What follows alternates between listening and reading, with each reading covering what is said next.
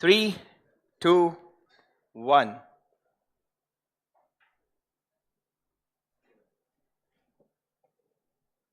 शुरू करें। Check.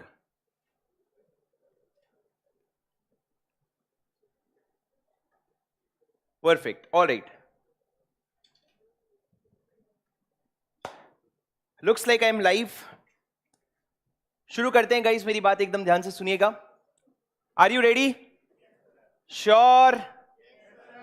Are you ready? हाँ जी दोस्तों, क्या हाल है, क्या हाल है, क्या हाल है? I hope you are all doing really really well. Good morning guys. कैसे हो आप सब लोग? सुस्त हैं एकदम सर, सुस्त हैं। गाइस मेरी बात एकदम ध्यान से सुनना। आज हम क्या शुरू करने वाले हैं? आज हम लोग शुरू करने वाले हैं अपना रैपिड रिवीजन 5.0। कुछ छोटी सी बातें मैं आप लोगों को बता देता हूं जो आप लोगों को पता होनी चाहिए ये रिविजन देखने के पहले। सबसे पहला तो इस बार हम कुछ अलग करने वाले हैं, वो है scribble revision. What is scribble revision sir? ये एक नया एफर्ट होने वाला है जहां तुम ही आगे चल के मेरे को बताओगे कि ये आपके लिए हेल्पफुल हो रहा है कि नहीं।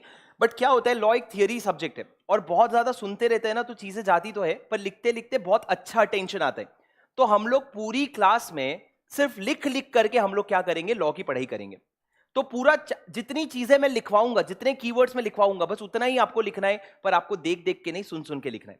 आपका मेजॉरिटी फोकस आपके नोट्स में रहेगा। मैं आपको एक बहुत बड़ा डिस्क्लेमर दे दूं, 3 एपिसोड्स रिविजन के, तो आपको वो रिदम बनाने में लगेगा कि नहीं यार मेरे को डिस्कंफर्ट आ रहा है, डिस्कंफर्ट आ रहा है।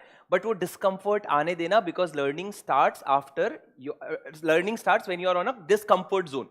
तो वहां पे आप वो स्क्रिबल रिवीजन लिखते रहोगे 3 बार, 3 रिविजन तक आपको रिजेक्ट करोगे आप कि नहीं मेरे को ये नहीं करना, नहीं मेरे को ये नहीं करना, बट भरोसा रख के उसको देखते जाना। ठीक है, पहली चीज।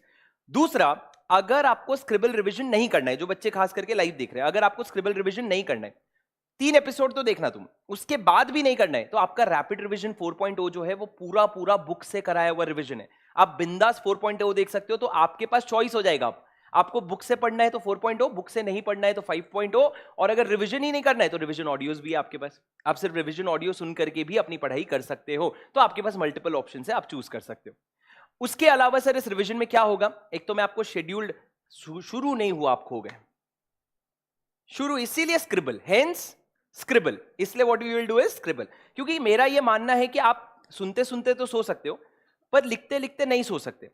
पर अगर आप वो लेवल अचीव कर चुके हो कि तू जानता नहीं है हमको, लिखते लिखते हम चलते चलते सो सकते हैं, तो भैया फिर आउट ऑफ हैंड है, फिर तो डॉक्टर कंसल्टेशन करना पड़ेगा। पर अभी के लिए फिलहाल सर आप लोगों को स्क्रिबल रिवीजन शुरू कराऊंगा। आपको पूरा शेड्यूल मिलेगा। उसके साथ साथ मैं आपको डेली बेसिस पे एक डीपीक्यू दूंगा, daily practice question, 1 question from the question bank that you are suppose to write down as a revision, कि आपका राइटिंग प्रैक्टिस होगा। उसके अलावा अभी तो नहीं दिया हुआ है नीचे, लेकिन डिस्क्रिप्शन में नीचे आपको एक टेलीग्राम का लिंक मिलेगा। उस लिंक पे मैं अब से जब जब रिवीजन होगा उसी शाम को मैं क्या डालना शुरू कर दूंगा, उस कॉन्सेप्ट से रिलेटेड एमसीक्यूज। तो मैं एमसीक्यूज डालूंगा, आपको मस्त जाके एकदम 5 मिनट बेड में पड़े पड़े उसको सॉल्व कर देना है। ठीक है, वो एमसीक्यूज भी हो जाएगा आपका और अच्छा खासा आपका कवरेज जो है वो हो जाएगा। शेड्यूल जो है अभी नीचे डिस्क्रिप्शन में नहीं है, पर मैं कल तक के उसको अपलोड कर दूंगा ताकि आपको एक ओवरऑल प्लानर मिल जाए कि हमारा कब तक ये रिवीजन खत्म होने वाला है। और रिकॉर्डेड बच्चों, तुम तो जब अपने कन्वीनियंस पे देखना चाहो तुम देख सकते हो। ठीक है, are we ready? Are we ready guys? एक काम करो, ऑनलाइन वाले तुम ही लोग बोल लो, ये लोग तो तुषार कपूर बन रखे हैं। Sir is it free? No, your time is the cost. बकवास के लिए शुक्रिया। सुनो मेरी बात एकदम ध्यान से, बुक बंद कर दूं? हाँ, तुमको इससे ज्यादा, और यही तो तुमको सुनने में सबसे ज्यादा मजा आता है।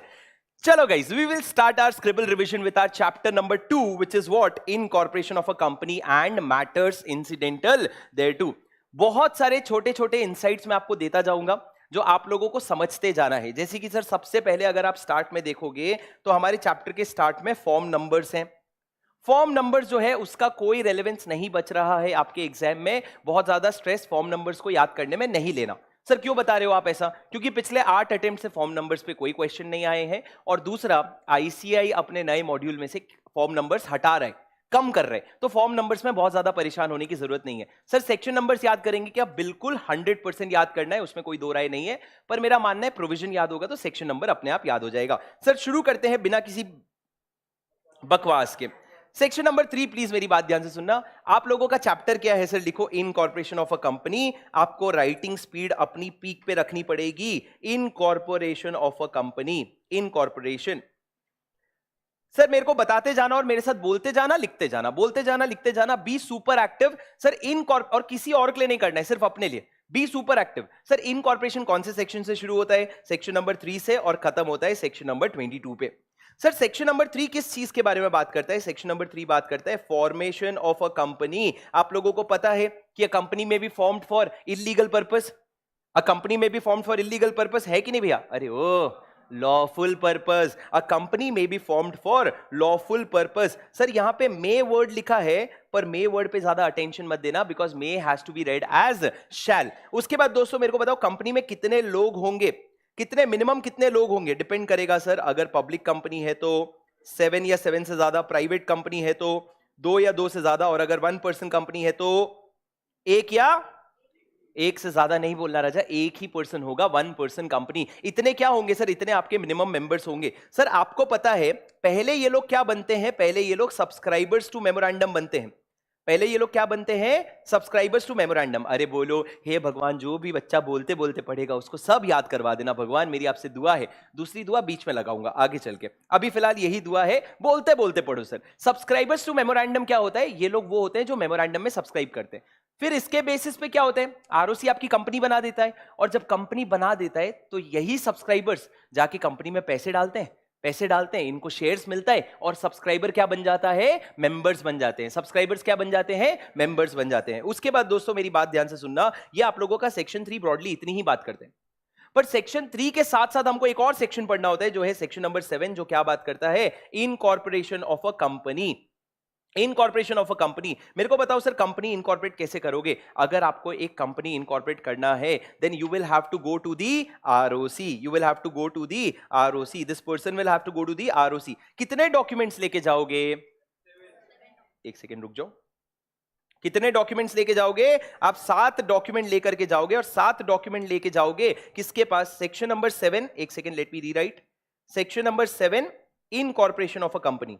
ठीक है, आप कितने डॉक्यूमेंट्स लेके जाओगे आरओसी के पास? सर आप आरओसी के पास 7 डॉक्यूमेंट्स लेकर के जाओगे। क्या क्या होंगे सर वो 7 documents? You will take it to the ROC. What are the 7 documents? बता दे जाओ। सबसे पहला, मोए मोए सर, आप अपना मेमोरेंडम ऑफ एसोसिएशन और आर्टिकल ऑफ एसोसिएशन लेके जाओगे। दूसरा आप लेकर के जाओगे address for correspondence. Sir what is address for correspondence? जब तक मेरा एड्रेस फिक्स नहीं हो जाता, तब तक आप मुझसे कहां कनेक्ट कर सकते हो, ये होता है एड्रेस फॉर करस्पॉन्डेंस, ये लेके जाऊंगा। तीसरा सर, आपको पर्टिकुलर्स देने पड़ेंगे। किसके पर्टिकुलर्स देने पड़ेंगे? आपको अपने फर्स्ट डायरेक्टर्स के भी पर्टिकुलर्स देने पड़ेंगे, और आपको आपके सब्सक्राइबर्स के भी क्या करने पड़ेंगे? बोलो बोलो। एक तो फर्स्ट डायरेक्टर्स के और दूसरा सब्सक्राइबर्स के पर्टिकुलर्स देने पड़ेंगे। सर पर्टिकुलर्स मतलब क्या? Name, date of birth, address, Aadhaar card number, PAN card number, दुनिया भर का सारा डिटेल दे देना। पर सर फर्स्ट डायरेक्टर की जब बात आए ना, तो कुछ एक्स्ट्रा देना पड़ेगा। क्या? आपको इनका डिन भी देना पड़ेगा। व्हाट इज डिन सर? डिन इज डायरेक्टर आइडेंटिफिकेशन नंबर।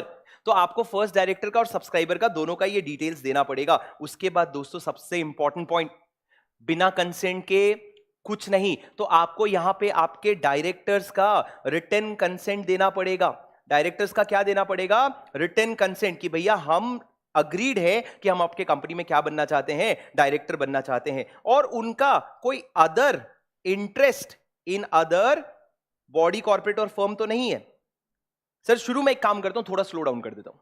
शुरू में थोड़ा स्लो डाउन कर देता हूं। जो बच्चे ऑनलाइन देख रहे हैं, रिकॉर्डेड देख रहे हैं, अगर तुमको स्लो लगे तो तुम हिम्मत हो तो स्पीड बढ़ा लेना। बाकी अभी थोड़ा स्लो डाउन कर देता हूं, पर तुम थोड़ा स्पीड अप करोगे क्या?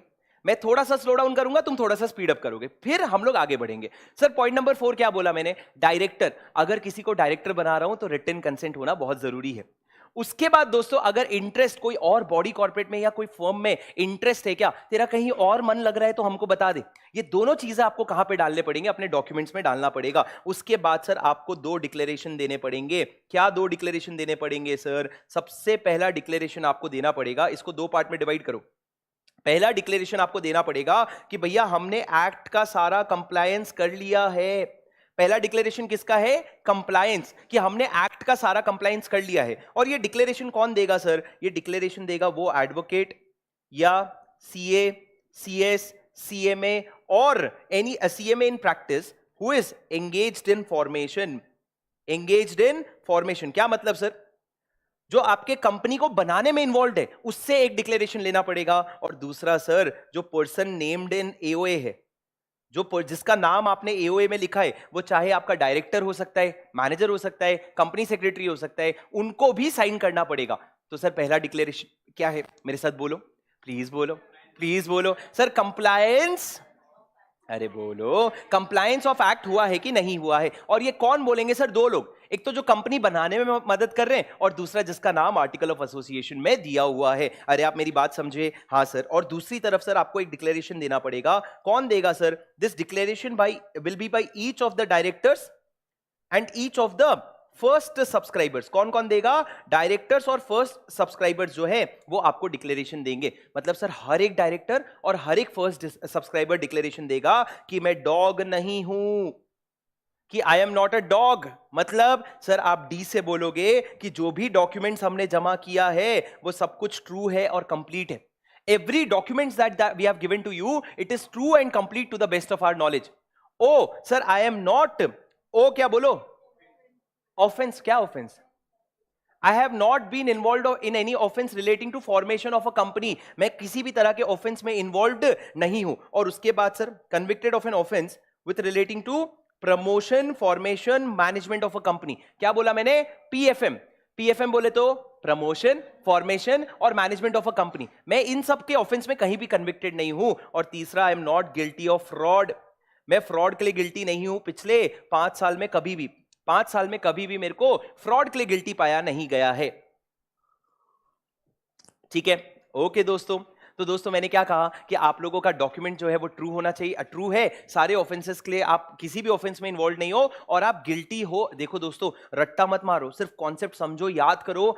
इमेजिन करोगे ना चीजों को तो सारी चीजें याद रह जाएगी, रटने की जरूरत नहीं पड़ेगी। और लिखो ताकि तुम्हारे दिमाग को कांस्टेंट इनपुट मिले। अच्छी हैंडराइटिंग से लिखोगे। सर मैंने क्या कहा आप लोगों को, ये 5 डॉक्यूमेंट्स है, 7 डॉक्यूमेंट को मिला के मैंने क्या कर दिया? 5। सर सबसे पहला बहुत बेसिक MOA AOA, मेरे साथ बोलो, पहला।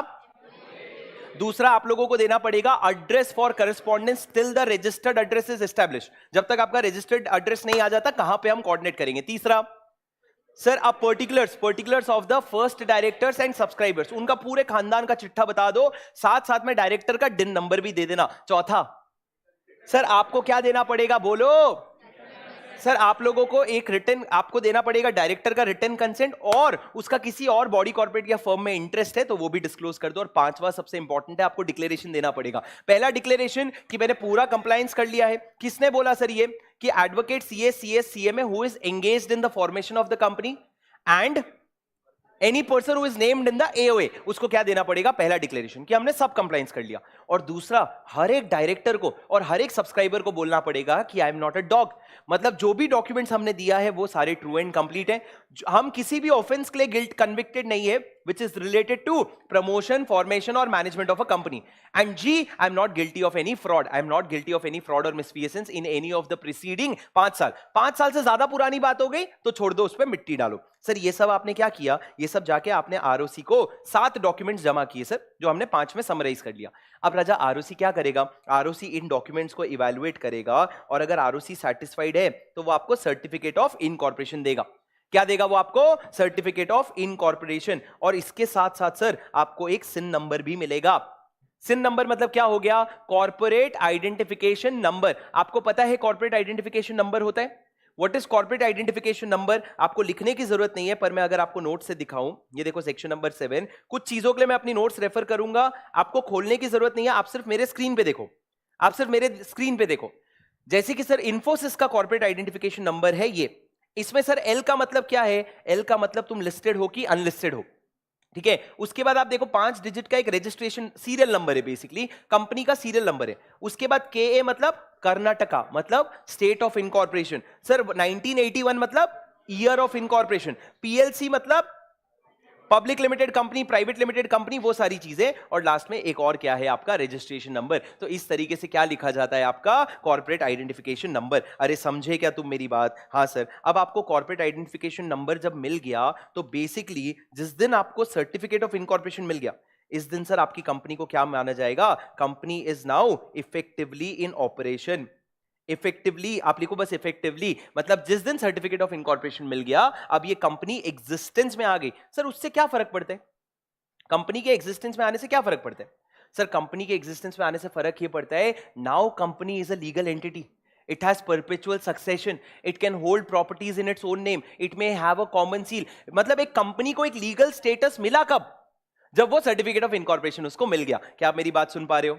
अरे are you getting my point? Yes sir. Sir क्या आप ये नोट शेयर कर दोगे? जी हाँ बिल्कुल, मैं नीचे डिस्क्रिप्शन में एक लिंक दूंगा टेलीग्राम का, वहीं पे आपको ये नोट्स अपलोड होके मिल जाएंगे क्लास के बाद। जो भी नोट्स मैं क्लास में लिख रहा हूं ये मैं शेयर कर दूंगा। हाँ तो बस ना सर, 10 रुपए लगेगा रोज का, जाएंगे प्रिंट आउट कराएंगे ब्लैक एंड व्हाइट में, एक पेज में 4 पेज प्रिंट कर देंगे, मजा। लिख लो, क्लास में लिख लो, बाद में प्रिंट करवाने के लिए ये नोट्स नहीं है। दोस्तों आप समझ गए, ये सेक्शन नंबर 7 का स्टार्ट है। सेक्शन नंबर 7 में एक बहुत इंपॉर्टेंट पॉइंट आता है जो एग्जाम में क्वेश्चन भी आते हैं कि सर आप ये 7 डॉक्यूमेंट जाके जमा तो कर दोगे, but what if you give false or incorrect information?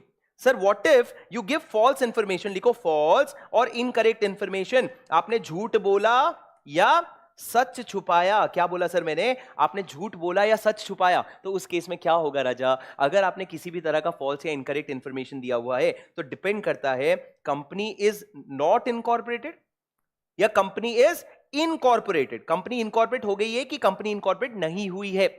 Sir मान लो यदि कंपनी इनकॉर्पोरेट नहीं हुई है तो कोई टेंशन नहीं है सर, हम आपको मना कर देंगे और आप पे क्या लगा देंगे? पेनल्टी लगा देंगे। पेनल्टी और लाइबिलिटी अंडर सेक्शन 447। आप फ्रॉड के लिए लाइबल हो जाओगे। सर किस चीज के लिए? फ्रॉड के लिए लाइबल हो जाओगे। पर राजा अगर आपकी कंपनी जो है वो अगर इनकॉर्पोरेट हो चुकी है तो हमको ज्यादा प्रॉब्लम है। क्या करोगे सर? अगर इनकॉर्पोरेट हो चुकी है तो आरओसी रोते रोते किसके पास जाएगा? आरओसी रोते रोते ट्राइब्यूनल के पास जाएगा और ट्राइब्यूनल को बोलेगा देखना मेरे को मामा बना गया, देखना मेरे को कितने फॉल्स डॉक्यूमेंट्स देके उसने क्या कर लिया? कंपनी इनकॉर्पोरेट कर लिया। और जब आप जाओगे ट्राइब्यूनल के पास तो ट्राइब्यूनल ऑर्डर पास करेगा जिसमें वो क्या लिख सकते हैं? पहला ऑर्डर, ध्यान से सुनना, इसको मैं शॉर्ट में बोलता हूं मिस्टर लो। मिस्टर लो क्या ऑर्डर पास करोगे? सबसे पहला मैनेजमेंट ऑफ द कंपनी। मतलब ट्राइब्यूनल क्या ऑर्डर करेगा कि कंपनी से उनके लोगों को हटा देगा और बोलेगा कंपनी अब मैं चलाऊंगा, गाड़ी तेरा भाई चलाएगा। ये कौन बोलेगा सर? ट्राइब्यूनल। ट्राइब्यूनल में take over the management of the company, ठीक है। दूसरा, ट्राइब्यूनल में remove the name of the company from the register of the member, removal of the name of the company. तीसरा सर वो ये बोल सकता है कि आपकी लाइबिलिटी जो रहेगी ना वो क्या हो जाएगी? अब अनलिमिटेड हो जाएगी। वो आपकी लाइबिलिटी को अनलिमिटेड कर सकता है। उसके बाद डी सर आपका कंपनी का वाइंडिंग अप भी कर सकता है and such other orders as it may deem fit. Such other orders as it may deem fit, जो भी उसको ठीक लगेगा वो वैसा ऑर्डर पास कर सकता है। कब सर? अगर आपकी कंपनी का जब आप इनकॉर्पोरेट कर रहे थे तो आपने गलत डॉक्यूमेंट्स दिए थे। सर गलत डॉक्यूमेंट्स मतलब क्या?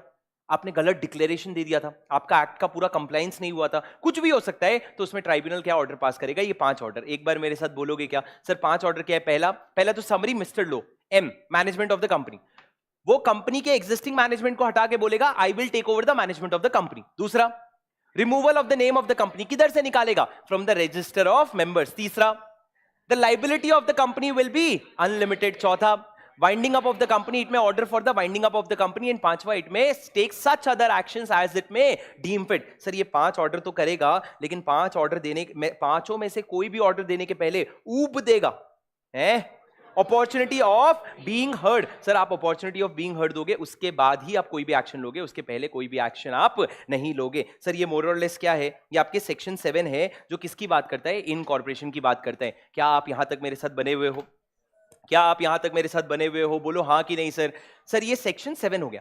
सेक्शन 3 क्या था? Formation of a company. Section 7 क्या हो गया? इनकॉर्पोरेशन ऑफ अ कंपनी, जिसमें 7 डॉक्यूमेंट देने होते हैं और अगर झूठा डॉक्यूमेंट दिया तो उसके कॉन्सिक्वेंसेस होते हैं कि तू 447 के फ्रॉड में लायबल हो जाता है और तेरा रजिस्ट्रेशन कैंसिल वैंसिल भी हो सकता है। अब दोस्तों उसके बाद आ जाओ एक छोटा सा कॉन्सेप्ट जो आप अपने सीए फाउंडेशन में भी पढ़ते हो, 1 पर्सन कंपनी। क्या कॉन्सेप्ट है सर? अच्छे से लिखो, 1 पर्सन कंपनी। देखो क्या होगा ना, अच्छे से लिखोगे तो ज्यादा मतलब थोड़े अच्छे नोट्स बन जाएंगे। हाँ अगर आपके लिए वो प्रॉब्लम है कि शिट यार मैं अच्छे नोट्स बना लिया यार, ऐसे कैसे पढ़ रहा हूं मैं, तो फिर मत लिखो, बट अदरवाइज कोशिश करो कि अच्छी हैंडराइटिंग से लिखने की। सर 1 पर्सन कंपनी बोले तो ओपीसी मत बोलना। हाँ तो नहीं बोल रहे हैं सर, हम बोल रहे हैं company in which only 1 person acts as a member. Very good, I am proud of you. Sir इसमें एक मेंबर होता है और इसमें एक नॉमिनी होता है। सर नॉमिनी कौन होता है? Nominee is a person who in the event of death or incapacity of the member becomes the member of the company. तुम सुने नहीं, तुम सिर्फ सुने नहीं, तुम सुनना मेरी बात से। Nominee is a person who in the event of death or incapacity of the member becomes the member of the one person company. Sir अब ये बताओ, मेंबर बनना है या नॉमिनी बनना है, so what is the eligibility criteria? हमने बोला 3 शर्तें। सबसे पहला, you should be a natural person, you should be a natural person, you should be a natural person। दूसरा, you should be an Indian citizen, आपको India का citizen होना जरूरी है। और तीसरा, आप रेसिडेंट ऑफ इंडिया हो भी सकते हो और नहीं भी होगे तो भी हमको घंटा फर्क नहीं पड़ेगा, रेसिडेंट से हमारा कोई लेना देना नहीं है। So basically he should be a natural person who is an Indian citizen whether he is a resident of India or not। Sir resident, ध्यान से सुन लो, रेसिडेंट नहीं है तो भी कोई फर्क नहीं पड़ेगा। पहले के जमाने में पड़ता था, किसके जमाने में? बीड़े भाई के जमाने में, वहां पे पड़ता था, पर यहां पे हमको फर्क नहीं पड़ेगा। और राजा, रेसिडेंट ऑफ इंडिया मतलब कितने दिन, अगर वो इंडिया में 120 डेज या उससे ज्यादा रहता है तो वो रेसिडेंट कहलाएगा, नहीं तो वो नॉन रेसिडेंट कहलाएगा। हमको दोनों से फर्क नहीं पड़ता, पर बस हम लोग चेक कर लेंगे। अगर एग्जामिनर आपको डेट्स देगा तो चेक कर लेना भाई रेसिडेंट है कि नहीं है, पर आंसर याद रखना कि रेसिडेंट है या नहीं है उससे फर्क नहीं पड़ेगा। तू मेंबर बन सकता है, तू नॉमिनी भी बन सकता है। सर नेचुरल पर्सन होना जरूरी है, what do you mean by natural person? क्या एक कंपनी एक 1 पर्सन कंपनी खोल सकती है? नहीं sir, company is not a natural person. उसके बाद सर इंडियन सिटीजन होना मतलब क्या? You should have the citizenship of India. ये 3 कंडीशन है। और सबसे बड़ी बात, ये सिर्फ मेंबर को ही नहीं, ये किसको अप्लाई करती है? नॉमिनी को भी अप्लाई करती है, क्योंकि सर नॉमिनी कल क्या बन जाएगा? मेंबर बन जाएगा, तो इसलिए वो कंडीशन उसको सेटिस्फाई करना पड़ेगा। दूसरा सर, दूसरा पॉइंट सुनना मेरी बात ध्यान से। सर मेंबर और नॉमिनी, क्या एक पर्सन 2 अलग अलग कंपनी में मेंबर बन सकता है? 2 अलग अलग 1 पर्सन कंपनी में मेंबर बन सकता है? नहीं सर। क्या एक नॉमिनी 2 अलग अलग कंपनी में नॉमिनी बन सकता है?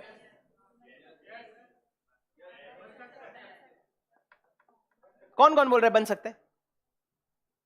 कौन कौन बोल रहा है नहीं बन सकता? वाह, वो लोगों की तारीफ करनी बनती है जिसका ना हाँ है, जिसका ना है। वो ऐसा लग रहा है सर क्यों आए हम क्लास? आपके लिए।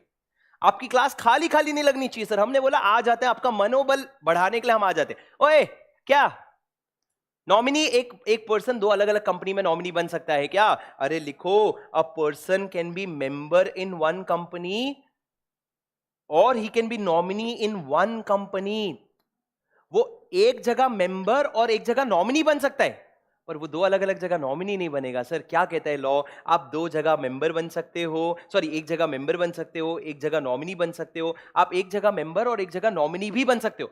पर आप ये बोलोगे सर, अगर मैं एक ओपीसी है ए, वहां पे मेंबर हूं, दूसरा ओपीसी है बी, वहां पे मैं नॉमिनी हूं, तो प्रॉब्लम ये है सर, उधर का मेंबर अगर लुढ़क गया तो मेंबर जो नॉमिनी है वो मेंबर बन जाएगा। अब मैं इधर भी मेंबर हूं, उधर भी मेंबर हूं, ऐसा कैसे चलेगा सर? तो आपको सर उस केस में क्या लेना पड़ेगा? करेक्टिव एक्शन लेना पड़ेगा। और करेक्टिव एक्शन आप कितने दिन के अंदर ले सकते हो? You have to take within 180 days. Corrective action मतलब क्या? या तो तुम यहां से मेंबरशिप छोड़ दो या फिर तुम वहां से मेंबरशिप छोड़ दो, पर 180 डेज के अंदर आपको 2 ओपीसी में से किसी एक ओपीसी का मेंबरशिप छोड़ना पड़ेगा। और तीसरा सर, ओपीसी को कुछ प्रोहिबिशन है। What is the prohibition sir? OPC जो है नॉन बैंकिंग फाइनेंशियल एक्टिविटीज नहीं कर सकता। मैं इसको क्या लिखूंगा? नॉन बैंकिंग फाइनेंशियल कंपनी नहीं बन सकता, मतलब नॉन बैंकिंग फाइनेंशियल एक्टिविटीज नहीं कर सकता, और वो इन्वेस्टमेंट इन सिक्योरिटीज नहीं कर सकता। OPC cannot invest in securities of a company और अ बॉडी कॉर्पोरेट। आप ये सब चीजों से प्रोहिबिशन है सर। आप कहीं पे भी इन्वेस्टमेंट नहीं कर सकते, चाहे किसी भी कंपनी में हो या किसी भी बॉडी कॉर्पोरेट में हो। क्या आप मेरी बात सुन पा रहे हो? अरे यस और नो सर, ये क्या हो गया कि हम अभी तक तो ओपीसी में मेंबर बना रहे हैं। 3 पॉइंट मैंने बोले सर, बताओ क्या क्या 3 पॉइंट था? पहला, मेरे साथ रिवाइज एवरीवन एवरीवन एवरीवन। पहला पॉइंट क्या है? मेंबर और नॉमिनी जो है उसकी एलिजिबिलिटी क्या है? Natural person, resident of India और अदरवाइज। दूसरा सर मैंने क्या कहा, आप अगर मेंबर हो या नॉमिनी हो, आप एक कंपनी में मेंबर बन सकते हो, एक ओपीसी में नॉमिनी भी बन सकते हो। पर अगर ऐसा हुआ कि गलती से आप 2 कंपनी में मेंबर बन गए तो उस केस में आपको करेक्टिव एक्शन कितने दिन के अंदर लेना पड़ेगा? 180 डेज। तीसरा सर प्रोहिबिशन है। क्या प्रोहिबिशन है? कि आप नॉन बैंकिंग फाइनेंशियल एक्टिविटीज नहीं कर सकते और इन्वेस्टमेंट इन सिक्योरिटीज। सर आपको पता है, मेरे को एक बात बताओ, अगर आज रिलायंस है, रिलायंस अगर अडानी के शेयर्स में पैसा इन्वेस्ट करना चाहते हैं,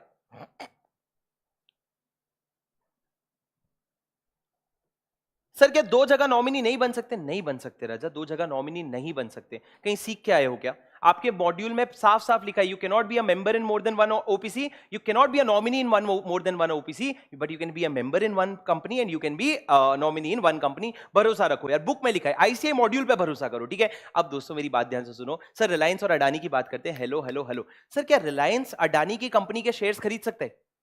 क्या रिलायंस अडानी के शेयर्स खरीद सकता है? Sir Reliance is an artificial person but it is a legal entity, वो अपने नाम पे असेट्स होल्ड कर सकता है तो वो शेयर्स भी खरीद सकता है। ये कॉन्सेप्ट तो आपका क्लियर है सर। इसी में एक और कॉन्सेप्ट आपका क्लियर है, क्या एक फर्म किसी कंपनी का शेयर्स खरीद सकते हैं? तो आपको पता है firm has no separate legal status, तो फर्म अपने नाम पे किसी कंपनी के शेयर्स नहीं खरीद सकता। अब आपको एग्जाम में सवाल आएगा, क्या वो ओपीसी जो एक कंपनी है, क्या वो अडानी के शेयर्स खरीद सकती है? आपको लगेगा हाँ कंपनी है, पर नहीं sir, OPC is prohibited from investment in the securities of any company, इसलिए वो शेयर होल्डर नहीं बन सकती। अरे क्या आप मेरी बात सुन पा रहे हो? हाँ जी सर। उसके बाद दोस्तों मैंने आप लोगों से क्या कहा, ये तो ओपीसी के प्रोहिबिशन हो गए। सर आपको पता है ओपीसी प्राइवेट कंपनी होती है कि public company? OPC private company होती है कि पब्लिक कंपनी? प्राइवेट की पब्लिक? सर ओपीसी एक प्राइवेट कंपनी की तरह होता है, जो भी प्रोविजंस प्राइवेट कंपनी को अप्लाई होती है वो बाय डिफॉल्ट किसको अप्लाई हो जाता है? वो आपके प्राइवेट कंपनी को अप्लाई, ओपीसी को अप्लाई हो जाता है। समझे क्या तुम मेरी बात? हाँ सर। अब सवाल ये है सर, दो एक्स्ट्रा प्रोविजन आते हैं जो हमारे सेक्शन नंबर 3 में लिखे हुए हैं। दो एक्स्ट्रा प्रोविजन आते हैं। सबसे पहला अबाउट द रिमूवल, एक तो विड्रॉल ऑफ कंसेंट, क्या कोई अपना कंसेंट विड्रॉ कर रहे हैं, और दूसरा रिप्लेसमेंट ऑफ नॉमिनी, क्या नॉमिनी को रिप्लेस कर सकते हो? Withdrawal of consent. Sir withdrawal of consent मतलब क्या? सर नॉमिनी, आपको याद है नॉमिनी ने कंसेंट दिया था कि हाँ मैं आपकी कंपनी में मेंबर बनने को रेडी हूं, वो बिना रिटन कंसेंट के नहीं हो सकता। तो यहां पे रिटन कंसेंट लिखो सर, यहां पे जो आपका नॉमिनी है यहां ऊपर लिखो रिटन कंसेंट। और रिटन कंसेंट कौन से फॉर्म में आता है सर? आईएनसी 3, ये याद कर सकते हो, आईएनसी 3 फॉर्म में आता है आपका रिटन कंसेंट। उसने रिटन कंसेंट दिया और क्या बोला कि भैया मैं आपकी कंपनी में मेंबर बनने को राजी हूं। सर ये रिटन कंसेंट, मान लो मेरी कंपनी में, मैं 1% कंपनी में मेंबर था और मेरा छोटा भाई हैप्पी यहां पे नॉमिनी था। मेरा सवाल यह है, जो हैप्पी है क्या वो अपना, एक बार हमारी लड़ाई होगी, एक मारा उसने मेरे को, मैं उसको खा के छोड़ दिया मार, छोटा भाई है क्या कर सकते हैं, पर अब उसने अपना नॉमिनी ने कंसेंट विड्रॉ करने की बात करी, क्या वो कंसेंट विड्रॉ कर सकता है? बिल्कुल कंसेंट विड्रॉ कर सकता है सर। क्या करना पड़ेगा? नॉमिनी जो है ना, नॉमिनी जो है ना वो जाके किसको बताएगा? नॉमिनी जाके मेंबर को भी बताएगा और वो किसको बताएगा? कंपनी को भी बताएगा, यानी कि 1% कंपनी को भी बताएगा। और फिर उसके बाद क्या होगा? जैसे ही ये चीज पता चलेगी, मेंबर जो है एक रिप्लेसमेंट ढूंढेगा, मेंबर जो है एक रिप्लेसमेंट ढूंढेगा और रिप्लेसमेंट ढूंढ करके आरओसी को बता देगा कि भैया देखो हैप्पी अब हमारा नॉमिनी नहीं है क्योंकि उसने अपना कंसेंट विड्रॉ कर लिया है और उसके जगह हम किसी और को क्या बनाना चाहते हैं? नॉमिनी बनाना चाहते हैं। क्या आप मेरी बात समझ पा रहे हो? हाँ सर। सर ये जो आरओसी को आप इन्फॉर्म करोगे, this will be informed in the INC 4 form with in 30 days of withdrawal. जैसे ही उसने विड्रॉ किया उसके 30 डेज के अंदर आप क्या करोगे? आरओसी को इन्फॉर्म करोगे और 15 डेज के अंदर आप रिप्लेसमेंट ढूंढोगे। कितने दिन के अंदर? 15 डेज के अंदर आप रिप्लेसमेंट ढूंढोगे और 30 डेज के अंदर आप आरओसी को इन्फॉर्म करोगे। मतलब सर अगर 1 अप्रैल को हैप्पी ने बोला मैं तेरा नॉमिनी नहीं हूं, तो 15 अप्रैल तक मैं उसका एक रिप्लेसमेंट ढूंढ लूंगा और 30 अप्रैल तक आरओसी को बता दूंगा, बात खत्म। दूसरी तरफ से रिप्लेसमेंट में क्या हो रहा है? मैंने लड़ाई के बाद हैप्पी को बोला तू क्या छोड़ेगा, मैं तेरे को निकाल रहा हूं, अब से तू मेरा नॉमिनी नहीं रहा। तो उसमें सर सिंपल है, जो आप लोगों का मेंबर है ना, वो एक तरफ नॉमिनी को इन्फॉर्म करेगा कि चलते बन भाई चलते बनो, और दूसरी तरफ वो आरओसी को इन्फॉर्म कर देगा कि ये रहा रिप्लेसमेंट, ये रहा रिप्लेसमेंट, अब हैप्पी की जगह मैं किसको नॉमिनी बनाना चाहता हूं, ये रिप्लेसमेंट है। अरे क्या आप मेरी बात सुन पा रहे हो? Yes sir, very simple. कुछ चीजें याद रखना, जैसे कि सर मान लो मैंने हैप्पी को हटा दिया, हैप्पी को हटाने के बाद मैंने एक बंदे को नॉमिनी बनाया, उसका नाम है मिस्टर सैड। हैप्पी को हटाने के बाद मैंने मिस्टर सैड को नॉमिनी बनाया।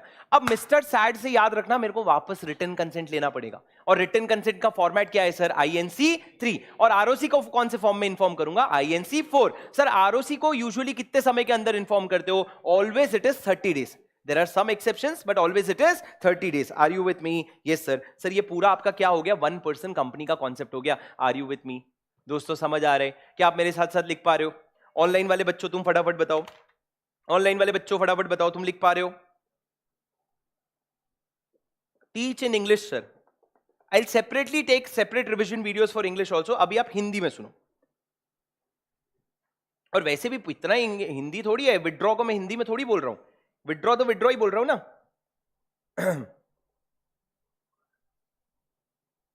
चलो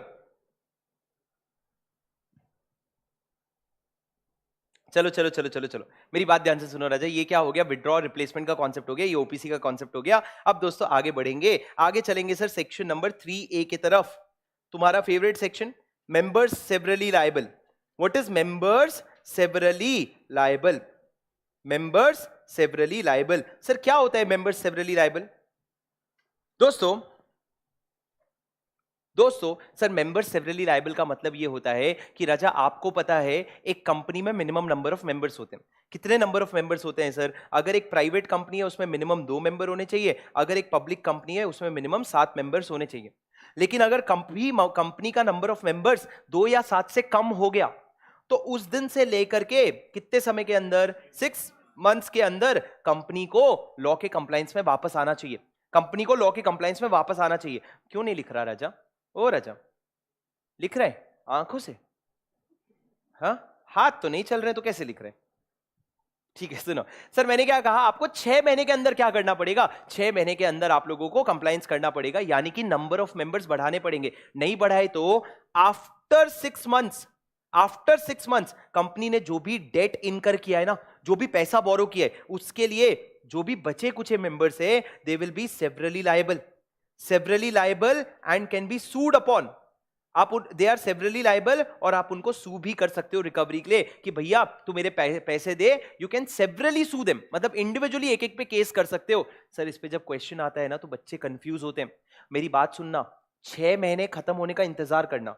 सर 6 महीने खत्म होने के पहले अगर तुमने 100 करोड़ का लोन लिया था यहां पे, और अगर 6 महीने खत्म होने के बाद आपने 200 करोड़ का लोन लिया था यहां पे, तो आप समझो ये 100 करोड़ के लिए कौन लायबल है? कंपनी।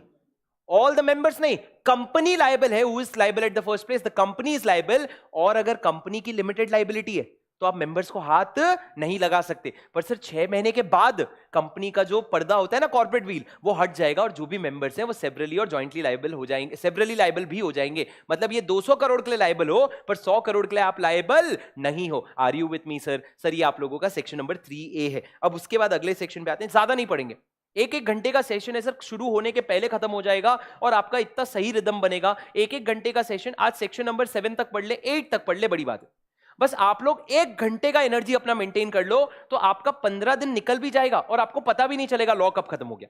सर उसके बाद मैंने क्या कहा, उसके बाद हम लोग सेक्शन नंबर 4 पे आएंगे जो किसकी बात करता है? मोए मोए memorandum of association. Sir what is memorandum of association? Sir हमको तो बचपन से यही आता है that memorandum of association and article of association are the constitutional documents of the company. उसके आगे तो हम लिख ही नहीं पाते हैं सर, बीकॉम मोड भी ऑफ हो जाता है हमारा उसके बाद तो। Sir memorandum of association is a public document. What did I say? Memorandum of association is a public document, which means that any person who is dealing with the company is presumed to have knowledge of the content therein। मतलब उसमें जो भी लिखा हुआ है वो उसको समझ आता है, ये हमारा बेसिक assumption होता है। सर ये कौन कहता है? सेक्शन 399। तो आप ऐसा हल्के में लिखो सर, सेक्शन 399 कहता है MOA is a public document, it is a public document, any person who is dealing with the company is presumed to have knowledge of the content therein। ये माना जाएगा कि उसको ये कंटेंट का पूरा पूरा नॉलेज है। अब दोस्तों मेरी बात सुनो, मेमोरेंडम में क्या क्या 6 क्लॉजेस होते हैं सर, बताओ बच्चों। जैसे पहला name clause, registered office clause को स्टेट क्लॉज बोल लो। उसके बाद सर ऑब्जेक्ट क्लॉज।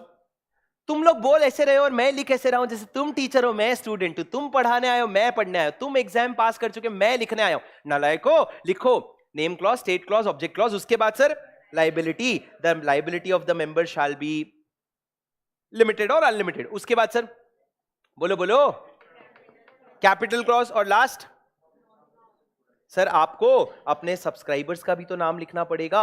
और लास्ट में सर अगर ओपीसी हो तो आपको नॉमिनी क्लॉज भी देना पड़ेगा। क्या हो? अगर ओपीसी हो तो नॉमिनी क्लॉज भी देना पड़ेगा। सर एक एक करके बात करते हैं। नेम क्लॉज में आप क्या बताओगे? कंपनी का नाम, प्राइवेट लिमिटेड, पब्लिक लिमिटेड, जो भी है प्रॉपर नाम बताओगे। दूसरा सर स्टेट क्लॉज में मेरी बात ध्यान से सुनना, आप रजिस्टर्ड ऑफिस कहां है उसका स्टेट बताओगे, पूरा एड्रेस नहीं बताने, सिर्फ स्टेट बताओगे। तो अगर मेरा पुणे में ऑफिस है तो मैं क्या लिखूंगा, महाराष्ट्र। क्या लिखूंगा, महाराष्ट्र, और कुछ भी नहीं लिखूंगा। तीसरा, ऑब्जेक्ट क्लॉज की कंपनी का क्या ऑब्जेक्टिव है और उस ऑब्जेक्ट को अचीव करने के लिए कंपनी क्या क्या चीजें कर सकती है। चौथा, liability clause, that the liability of the members is, अरे बोलो एक बार, liability of members is limited or unlimited. नहीं करूंगा भाई, बच्चे क्या करते हैं, मेरे को म्यूट कर देते हैं और इसमें गाना लगा करके डाल देते हैं रील पे, तो ऐसा लगता है क्लास में नाच रहा है ये बंदा। Sir limited or unlimited. Sir limited मतलब क्या, लिमिटेड में दो होता है, एक तो limited by shares, limited by guarantee. Limited by shares मतलब my liability will be up to the amount of unpaid amount of the shares, जितना पैसा मैंने शेयर्स पे नहीं दिया है उतना मैं दूंगा।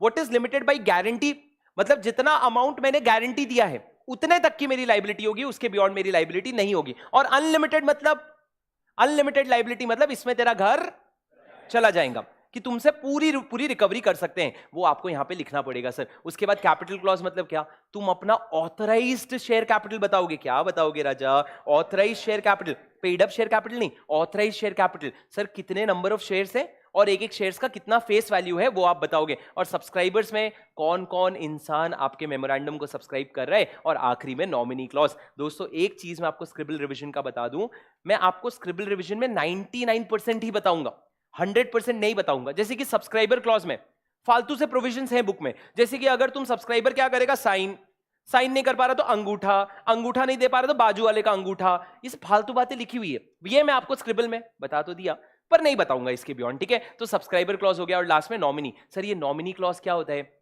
एक चीज सुन लो, आगे की बात बता रहा हूं अभी से। सर नॉमिनी क्लॉज सिर्फ कहां पे आता है, 1% कंपनी में। तो मान लो मैंने यहां पे किसका नाम लिखूंगा, हैप्पी का नाम लिखूंगा और हैप्पी का रिटन कंसेंट भी अटैच कर लूंगा। फिर सर अगर कल को मैं हैप्पी को हटा के मिस्टर सैड को लाया, अरे सुनो, हैप्पी को हटा के मिस्टर सैड को लाया, तो क्या मैंने मेमोरेंडम को चेंज किया, हाँ सर। पर क्या मेमोरेंडम को चेंज करने पे ऑल्टरेशन ऑफ मेमोरेंडम वाला जो सेक्शन है क्या वो अप्लाई होगा, सर नहीं होगा। अगर आप ये सारे क्लॉजेस चेंज करोगे ना तो ऑल्टरेशन ऑफ मेमोरेंडम वाला सेक्शन अप्लाई होगा, पर नॉमिनी क्लॉज चेंज करोगे ना उसको हम ऑल्टरेशन ही नहीं मानेंगे। क्यों सर, मा लाइफ, अरे इस ऐसा ऐसा फालतू चीज नहीं, मा लाइफ मा रूल्स लॉजिकल है कि भैया आप समझो सर, ये 6 चीजें जब आप चेंज कर रहे हो ना तो आपको ORSR पास करने बोल सकते हैं।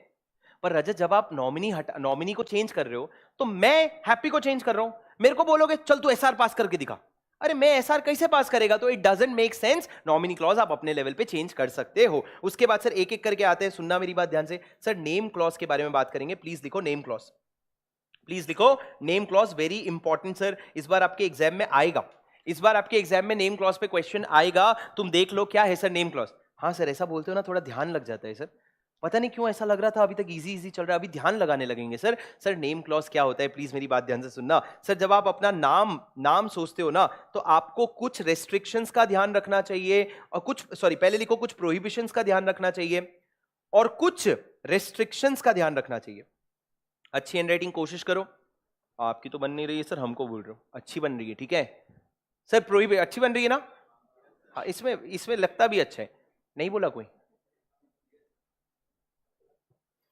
प्रोहिबिशन, मेरी बात सुनो सर, प्रोहिबिशन में क्या प्रोहिबिशन है, जब आप अपना नाम, जब आप अपने कंपनी का नाम डिसाइड कर रहे हो, what is the prohibition. Sir the number 1 prohibition is that it can not be identical to the name of any existing company, किसी और कंपनी के नाम से आइडेंटिकल नहीं होना चाहिए। सर इसका लैंग्वेज सीख लो ना, it should not be identical to or too closely resemble to, बोलो एक बार, it should not be identical to or too closely resemble to the name of an existing company. Oh, it should not be offense under any act or law, it should not be constitute any offense under any act or law. मैंने क्या company बनाया, आओ murder करो limited, आओ murder करो limited, भैया इस तरह की कंपनी आप नहीं बना सकते। You, it should not B undesirable in the opinion of the central government, central government के ओपिनियन में ये अनडिजायरेबल। सर सेंट्रल गवर्नमेंट के ओपिनियन में मतलब क्या, अभी मान लो अगर मैं एक ऐसा कंपनी बनाता हूं जहां मैं लिखता हूं आम आदमी जिंदाबाद, तो बीजेपी को अच्छा लगेगा क्या, बीजेपी बोलेगा नो दिस इज अनडिजायरेबल, तो जो भी सीजी को ठीक नहीं लगेगा वो नाम आप यूज नहीं कर सकते,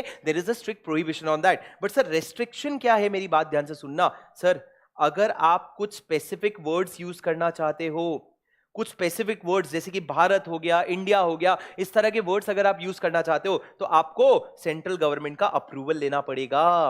ये क्या हो गया राजा, रेस्ट्रिक्शन हो गया कि आपको सेंट्रल गवर्नमेंट का अप्रूवल लेना पड़ेगा। या दूसरा, आप कोई ऐसा नाम यूज करते हो जिससे पैट्रोनेज दिखता है, किसका? सेंट्रल गवर्नमेंट का या स्टेट गवर्नमेंट का? सर पैट्रोनेज मतलब सपोर्ट, पैट्रोनेज मतलब सपोर्ट। अब सर अगर मैं मान लो एक कंपनी बनाता हूं जिसका नाम है बीजेपी एसएस लिमिटेड, तो तुमको क्या लगेगा इसका बीजेपी से एसोसिएशन है। पर भैया अगर इस तरह का पैट्रोनेज दिखा रहे हो ना, तो वापस आपको क्या करना पड़ेगा? अप्रूवल लेना पड़ेगा। आप अप्रूवल लेके बना सकते हो, पर बिना अप्रूवल के बनाने की जरूरत नहीं है। सर ये क्या हो गया? जब आप अपना नेम डिसाइड कर रहे हो तो these are the things that you need to take care of.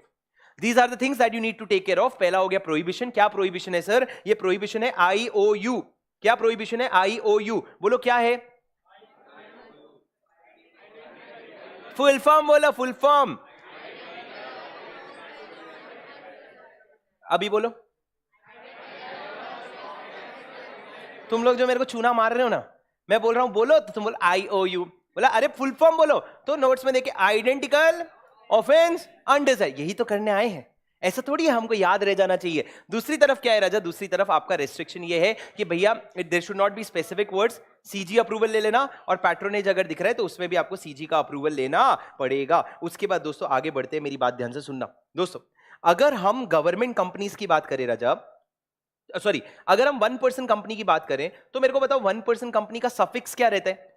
Suffix मतलब नाम के आगे उनको ओपीसी वर्ड या 1% कंपनी वर्ड लगाना पड़ता है। अरे क्या आप मेरी बात सुन पा रहे हो? ये सर ये क्या हो गया सर? ये सफिक्स की बात हो गई। अब दोस्तों ये तो नाम मैंने सोच लिया क्या नाम रखना है। अब मैं अपने नाम को क्या करवाना चाहता हूं? मैं अपने नाम को रिजर्व करवाना चाहता हूं। सर रिजर्व करवा सकते हो नाम को? बिल्कुल करवा सकते हैं सर। एक कंपनी जाएगी किसके पास? आरओसी के पास, और बोलेगी मेरा नाम रिजर्व कर दे। क्या सर जाके कान में बोलोगे क्या? नहीं सर, डिपेंड करता है कौन सी कंपनी जा रही है। क्या आप एक एग्जिस्टिंग कंपनी हो या आप एक न्यू कंपनी हो? सर अगर आप एक एग्जिस्टिंग कंपनी हो तो आप कौन सा फॉर्म फाइल करोगे? आप फॉर्म फाइल करोगे reserve unique name, run form. क्या फॉर्म फाइल करोगे? Run, reserve unique name. पर अगर आप एक न्यू कंपनी हो तो आप क्या फॉर्म फाइल करोगे? Spice plus. सर पहले स्पाइस था, अब स्पाइस प्लस आ गया है, और तीखा spice plus. What is spice plus? Special form for performance in corporation company ई।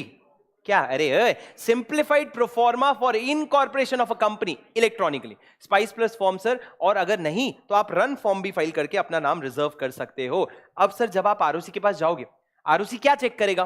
कि तुम्हारा नाम आइडेंटिकल तो नहीं है, तुम्हारा नाम के ऑफेंस तो कॉन्स्टिट्यूट नहीं कर रहे, तुम्हारा नाम के अनडिजायरेबल तो नहीं है। ये तीनों चेक करने के बाद वो आपके नाम को क्या कर देगा? रिजर्व। कितने दिन के लिए सर? सर अगर आप एग्जिस्टिंग कंपनी हो तो 60 डेज, और न्यू कंपनी हो तो 20 डेज। सर लॉजिक याद कर लो। आपको लगेगा सर मैं एग्जाम में 60-20 में कंफ्यूज हो जाऊंगा। सुन लो मेरे भैया, सर 60 डेज एग्जिस्टिंग कंपनी को क्यों मिलता है? अब तुम रिवीजन कर रहे हो तो तुम समझ पाओगे। सर एक कंपनी को अगर नाम चेंज करना है ना, it is not that easy a process. It has to pass special resolution in the general meeting. General meeting बुलाने के लिए नोटिस भेजना पड़ेगा। कितने दिन पहले का नोटिस? 21, वो भी क्लियर डेज। तो आप मेरे को बोलोगे 20 दिन के लिए रिजर्व करके रखूंगा, तो मेरा क्या फायदा? तो मेरे को 21 दिन का तो नोटिस भेजना पड़ेगा, एसआर पास करवाना पड़ेगा, फिर मैं नाम चेंज कर सकता हूं। तो इसलिए एग्जिस्टिंग कंपनी को हमने 60 दिन दिया। पर एक न्यू कंपनी को सर किसी से पूछने की जरूरत नहीं है, वो सीधा क्या करेगा? 20 डेज के लिए are you with me? Yes sir. और थोड़े थोड़े पैसे फेंकते जाओगे ना, तो 20 दिन का और एक्सटेंशन मिल जाएगा, 20 दिन का और एक्सटेंशन मिल जाएगा, मैक्सिमम 60 डेज। न्यू कंपनी को मैक्सिमम 60 डेज मिल जाएगा। सर कैसे सर? पहली बार एक्सटेंशन का आपको 1000 रुपए देना पड़ेगा, और दूसरी बार एक्सटेंशन का आपको 2000 रुपए देना पड़ेगा। पहले जाओगे 1000 रुपए दोगे, 20 दिन और मिलेगा। दूसरी बार जाओगे और 2000 रुपए दोगे तो 20 दिन और मिलेगा। पर सर आप चाहो तो कॉम्बो भी ले सकते हो। कॉम्बो यानी कि एक साथ 40 दिन का एक्सटेंशन। तो सर कॉम्बो डिस्काउंट नहीं, 3000 रुपए। 1000 प्लस 2000, 3000 रुपए लगेगा, 40 दिन का एक साथ एक्सटेंशन मिल जाएगा। कभी कभी विश्वास नहीं होता कि मैं ये पढ़ाता हूं और तुम ये पढ़ते हो। कभी कभी बोलते अचानक से लगने लग जाता है 20 दिन का एक्सटेंशन 1000 रुपए, और 20 दिन का 2000 रुपए। सर 40 दिन का लेंगे तो 3000 रुपए। बड़ा मजा आ जाता है। सर ये क्या हो गया? आपका नाम रिजर्व हो गया। लेकिन अब फिर तुमने धोखाधड़ी किया तो मंजे, अरे रे वाह सुनो गधा, सुनो मेरी बात। क्या कहा सर? मैंने ये कहा कि सर आपने नाम रिजर्व करते वक्त अगर झूठ बोला तो सर अगर आप लोगों ने फॉल्स इंफॉर्मेशन दिया, या फिर अगर आपने इंफॉर्मेशन को सप्रेस किया, तो वापस सर हल्का सा डेजाचू होगा। सुनो मेरी बात, सर अगर आपने झूठ बोला तो कौवा काटेगा सर, और क्या? झूठ बोलोगे तो कौवा? पागल लोग। सर अगर झूठ बोले तो डिपेंड करता है आपकी कंपनी इनकॉर्पोरेट हो गई है कि कंपनी इनकॉर्पोरेट नहीं हुई है। देखो सर, अगर कंपनी इनकॉर्पोरेट नहीं हुई है तो सॉर्टेड है, हम आपका रिजर्वेशन क्या कर देंगे, कैंसिल कर देंगे, और आप पे 1 लाख रुपए की पेनल्टी लगा देंगे। कितनी पेनल्टी? अरे बोलो कितनी? 1 लाख रुपए की पेनल्टी लगा देंगे। पर सर अगर आपका कंपनी इनकॉर्पोरेट हो गया है तो भैया इस बार आरओसी ट्राइब्यूनल के पास नहीं जाएगा, इस बार आरओसी ट्राइब्यूनल के पास नहीं जाएगा। आरओसी क्या क्या कर सकता है सर? सबसे पहला तो वो ये करेगा, कंपनी को बोलेगा कंपनी तूने झूठ बोल के नाम लिया है, अब तेरे को अपना नाम बदलना पड़ेगा। He will order direct the company to change the name within 3 months by passing ordinary resolution. अब तुम थोड़ा सा समझोगे राजा, अब तुम थोड़ा सा समझोगे कि सर वैसे तो I am loving it how energetic online students are. तुम इतना चैट पे रिप्लाई करो, मेरे को मजा आ रहा है। बस मैं ये सोच रहा हूं लिखते लिखते रिप्लाई कर पा रहे हो क्या?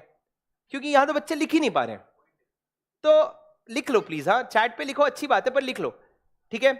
और अभी टाइम आ गया दुआ लगाने का, ये प्रोविजन खत्म होने के बाद लगाता हूं। सुनो मेरी बात, क्या है तो है दुआ, तुम्हारे लिए रेलेवेंट नहीं होगा। सुनो इधर सुनो। सर आपको पता है कि कंपनी को नाम चेंज करना मतलब it is alteration of memorandum, और आपको पता है ऑल्टरेशन ऑफ मेमोरेंडम सेक्शन 13 में सबसे पहला लाइन ही ये लिखा हुआ है कि तू अगर अपना कोई भी प्रोविजन ऑल्टर कर रहा है you will have to pass special resolution. But अगर नाम चेंज क्यों करना पड़ रहा है? क्योंकि आरओसी ने तुमको ऑर्डर दिया है, तो एसआर पास करने की जरूरत नहीं पड़ेगी, तेरे को ओआर से तेरा काम हो जाएगा। पर कितने महीने के अंदर? 3 महीने के अंदर। या फिर दूसरा सर, अगर नाम नहीं चेंज करोगे तो रिमूवल, स्ट्राइकिंग ऑफ लिख लो। स्ट्राइकिंग ऑफ मतलब काट देंगे सर आपका नेम रजिस्ट्रार ऑफ कंपनीज में से, और तीसरा रजिस्टर ऑफ कंपनीज में से, या तीसरा आपकी कंपनी का वाइंडिंग अप भी हो सकता है। एक बहुत बढ़िया कॉन्सेप्ट बता रहा हूं, सुन लो। आरओसी तुम्हारी कंपनी को इनकॉर्पोरेट कर सकता है, लेकिन आरओसी के पास ताकत नहीं है तुमको वाइंड अप करने का। तो आरओसी वाइंड अप करने के लिए क्या करेगा? He will make a petition to the tribunal, NCLT. वो एनसीएलटी के पास जाएगा और बोलेगा तू वाइंड अप कर दे, हमने बनाने का और डिस्ट्रॉय करने का ताकत एक जन को नहीं दिया है, हमने बोला एनसीएलटी के पास तेरे को जाना पड़ेगा। तो सर ये सब एग्जाम में आते हैं सर। इस चैप्टर से अगर क्वेश्चन आता है ना तो बहुत सिलेक्टिव सेक्शन से क्वेश्चंस आते हैं, और इनमें से यही वो सेक्शंस हैं। तो ध्यान से सुनो। पहला क्या सर? ही विल, सर अगर मैंने फॉल्स इंफॉर्मेशन दिया या सच छुपाया तो क्या कॉन्सिक्वेंस होंगे अगर मेरी कंपनी इनकॉर्पोरेट हो चुकी है? तो पहला, direct the change of the name within bypassing OR. दूसरा, removal of the name, striking off the company. And तीसरा, winding up of the company on by making a petition to the NCLT. तुम खुद winding up का order नहीं दे सकते। अरे क्या आप मेरी बात सुन पा रहे हो? Yes sir. सर ये सारा ऑर्डर कौन दे सकता है? या आरओसी ऑर्डर दे सकता है। उसके बाद दोस्तों मेरी बात ध्यान से सुनना, आपका रिजर्वेशन का पॉइंट हो गया, आपके नाम का सारा चीज हो गया। उसके अलावा इसमें और कोई भी प्रोविजन नहीं है, नेम क्लॉज हो गया। उसके अलावा हम लोगों ने जो बाकी क्लॉज है, स्टेट क्लॉज मैंने बता दिया आपको, रजिस्टर्ड ऑफिस का स्टेट बताना पड़ेगा। सर ऑब्जेक्ट क्लॉज इसमें कुछ पढ़ने लायक नहीं है, बस आपको पूरे कंपनी का ऑब्जेक्ट बताना पड़ेगा। लायबिलिटी हमने डिस्कस कर लिया, ऑथराइज शेयर कैपिटल सब हमने डिस्कस कर लिया। ये क्या हो गया राजा? ये आप लोगों का सेक्शन नंबर 5 हो गया, है कि नहीं? हाँ मत बोलो, चाकू घोप दो। कहां से क्वेश्चन सेक्शन नंबर 5 हो गया? सेक्शन नंबर 4 क्या है? ऑल्टर आर्टिकल ऑफ, सर कितना इतना भी नहीं आता आपको, मेमोरेंडम ऑफ एसोसिएशन। ठीक है राजा, अब आ जाओ सेक्शन नंबर 5 किसकी बात करता है? Aadi, you are so smart. Section number 5 is article of association. कितना गर्व हो जा रहा है बच्चे को, आर्टिकल ऑफ बोलने का एसोसिएशन बोल दे रहा है वो, कि देख मेरे को याद है। Sir article of association, sir section number 5 जब आर्टिकल ऑफ एसोसिएशन का क्वेश्चन आता है ना, आप लोगों को by now you should be very clear कि there is a provision of entrenchment. There is a provision of entrenchment. Sir article of association क्या होता है? सर ये भी एक कॉन्स्टिट्यूशनल डॉक्यूमेंट होता है, और आर्टिकल ऑफ एसोसिएशन में आप इंटरनल रूल्स एंड रेगुलेशंस बनाते हो। इंटरनल रूल्स एंड रेगुलेशंस की एक company specific rules and regulations बनाते हो कि कंपनी कैसे ऑपरेट करेगी, ये चीजें आप अपने आर्टिकल ऑफ एसोसिएशन में बनाते हो। अब दोस्तों मेरी बात ध्यान से सुनना, एक आर्टिकल में एंट्रेंचमेंट प्रोविजन होता है, और एंट्रेंचमेंट प्रोविजन पे ही क्वेश्चन आता है। Sir what is entrenchment provision? Sir entrenchment provision is what? Sir आप अपने, मैं आपको कैसे समझाता हूं एंट्रेंचमेंट प्रोविजन, कि आपको सुनना मेरी बात ध्यान से। सर आपको कभी भी अगर आपका आर्टिकल ऑफ एसोसिएशन अमेंड करना है, जैसे कि मान लो ये मेरा आर्टिकल ऑफ एसोसिएशन है, मेरे को इसको अमेंड करना है, तो आर्टिकल ऑफ एसोसिएशन को अमेंड करने के लिए मेरे को क्या पास करना पड़ेगा? एसआर पास करना पड़ेगा। ये हो गया एक बड़ा ताला। आप क्या करते हो? एंट्रेंचमेंट प्रोविजन मतलब उसी बड़े ताले के ऊपर आप छोटा ताला लगाते हो। क्या मतलब सर? मेरी बात ध्यान से सुनना। अब आप एक ऐसा प्रोविजन डाल रहे हो कि इस आर्टिकल ऑफ एसोसिएशन का मान लो एक पॉइंट है ये वाला, इस क्लॉज को चेंज करने के लिए you will have to pass a resolution which is more restrictive than SR. मतलब आपको एसआर से भी ज्यादा रिस्ट्रिक्शन लगेंगे। मतलब आपको एसआर मतलब कितना परसेंट सर? 75%। तो शायद आप लिख सकते हो कि इसको चेंज करने के लिए 90% अप्रूवल लगेगा, इसको चेंज करने के लिए 100% अप्रूवल लगेगा। उसको हम कहते हैं एंट्रेंचमेंट प्रोविजन। सर क्या पूरा आर्टिकल ऑफ एसोसिएशन में डालते हो?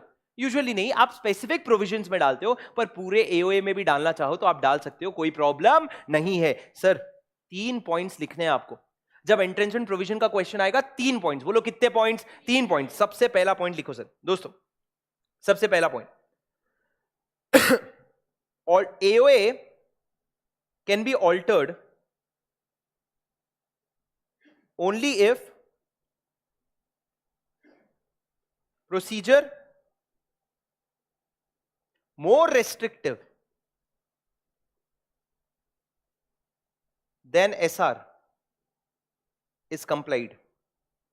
Procedure more restrictive with SR. Keyword क्या है sir? Procedure more restrictive than SR. SR से भी ज्यादा restrictive procedure अगर पास करके आप अगर चेंज कर रहे हो तो उसको हम कहते हैं entrenchment provision. सर दूसरा सवाल, कब डालोगे? मतलब when will you insert this provision? आप AOA में ये provision कब insert करोगे? तो राजा उसके लिए मेरी बात ध्यान रखना। सर अगर आप एक हेलो सर आप इसको इनकॉर्पोरेशन के वक्त भी डाल सकते हो, जब आप कंपनी इनकॉर्पोरेट कर रहे हो, या आप बाद में ऑल्टरेशन भी कर सकते हो, लेटर ऑन ऑल्टरेशन के थ्रू या अमेंडमेंट के थ्रू भी डाल सकते हो।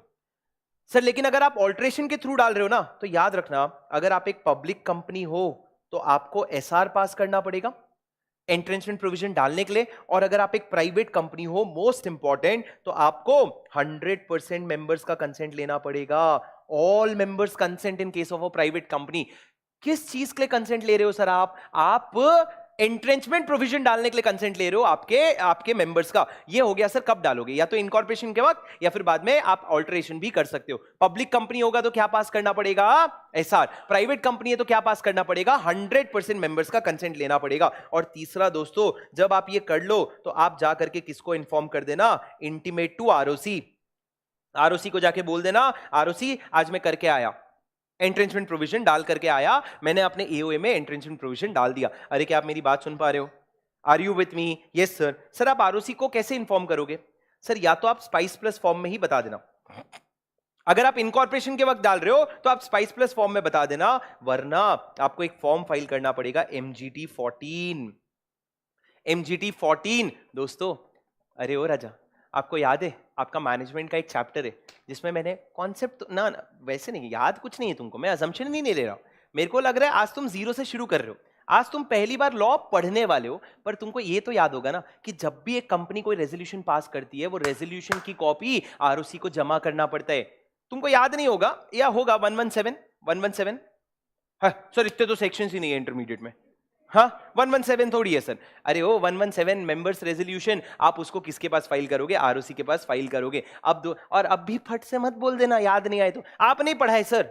सब पढ़ाए, तुमको याद नहीं है, ठीक है। तो सर MGT 14 या स्पाइस प्लस फॉर्म में आप आरओसी को जमा करोगे कितने दिन के अंदर? जहां कुछ नहीं समझे 30, जहां कुछ नहीं समझे वहां 30 डेज। क्या आप मेरी बात सुन पा रहे हो?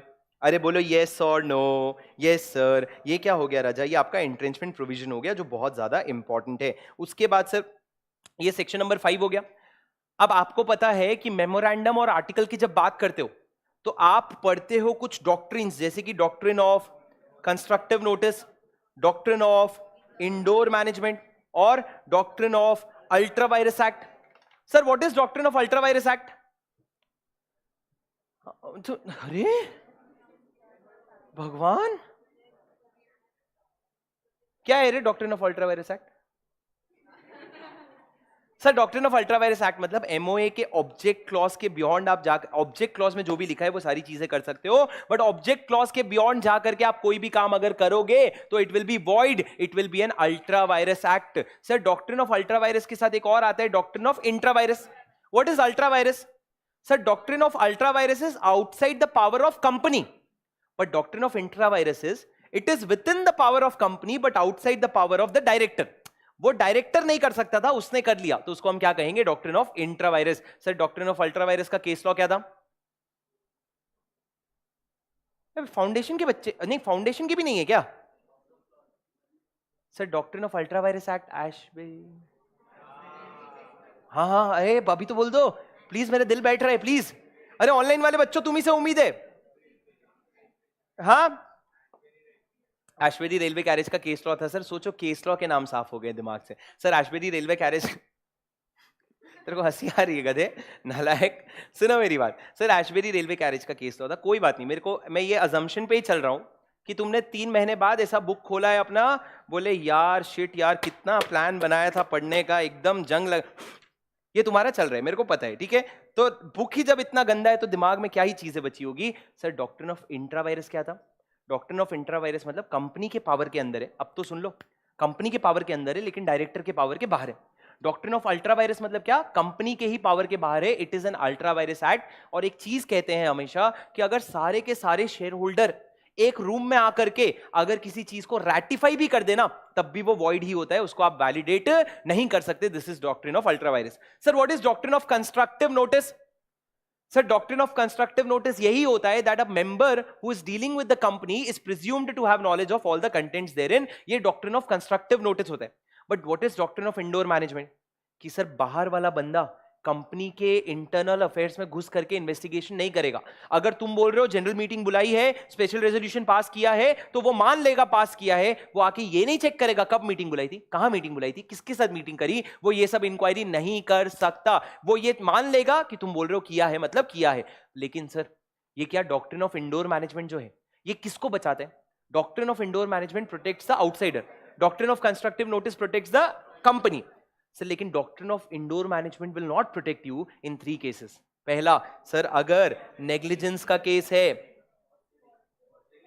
अगर एक और फोर्जरी, तो तीसरा एक और. पहला नेग्लिजेंस का केस है, दूसरा नॉलेज, आपको पता था कि गलत हो रहा है, और तीसरा फोर्जरी.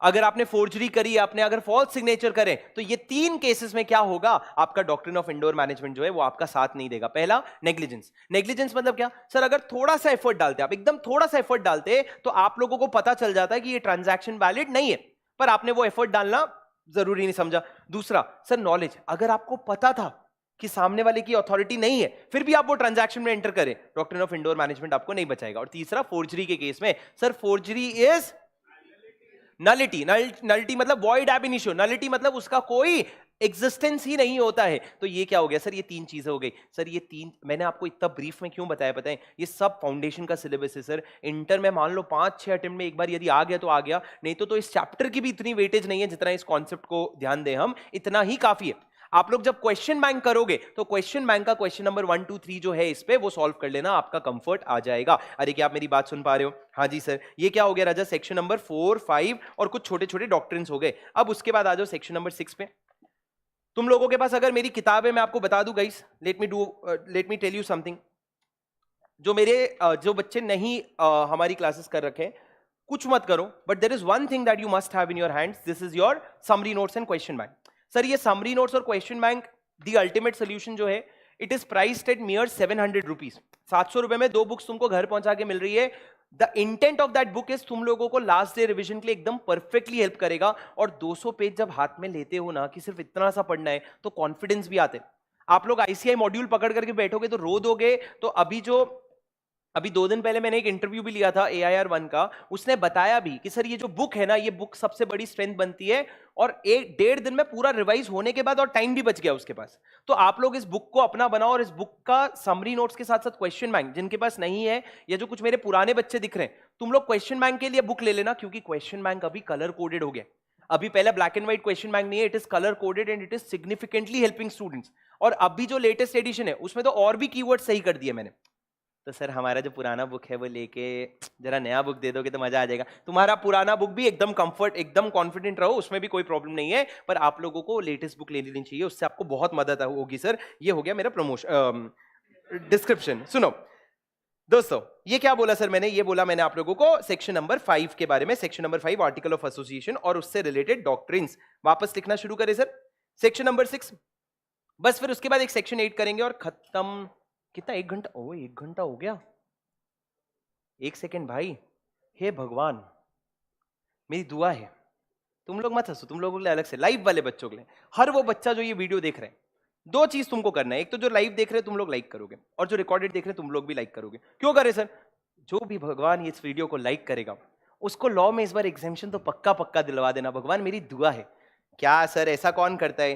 तुम सोचो ना, एक लाइक के लिए तुमको इतना बड़ा आशीर्वाद मिल रहा है ना, लाइक कहीं के। हाँ, फेस टू फेस वाले जो अटेंड कर रहे हैं उनको ऐसे ही बाय डिफॉल्ट दुआ मिल गया, तुम टेंशन मत लो। हाँ सुनो, बाकी जो रिकॉर्डेड देख रहे हैं तुम लोगों को, it is your responsibility to tell me, live वाले भी और रिकॉर्डेड वाले, बाद में, अभी नहीं बाद में, कि तुम लोगों को स्क्रिबल रिवीजन और वो पुराने वाले रिवीजन में कौन सा बेटर लग रहा है। हर किसी का एक प्रेफरेंस होगा, दोनों में से कोई खराब नहीं है। आपका क्या प्रेफरेंस आ रहा है वो मेरे को बताना, which one is better, and let me know if this method is better, because this method takes more of my efforts and also includes more of your efforts. So this method looks better to me, but you let me know. Anyway, फट से 1000 like हो गए, बताओ। आशीर्वाद मतलब बस दुआ हुआ लगा दो सर इन लोगों को, पढ़ाई नहीं करनी है कि अब बस सर ने बोल दिया ना, और क्या करना है। सुनो मेरी बात एकदम ध्यान से दोस्तों, सर सेक्शन नंबर 6 करेंगे और सेक्शन नंबर 8 भी करेंगे, अच्छा फ्लो बना है, उसके बाद खत्म कर देंगे। सेक्शन नंबर 6 क्या कहते हैं? बहुत सिंपल है sir, act to override.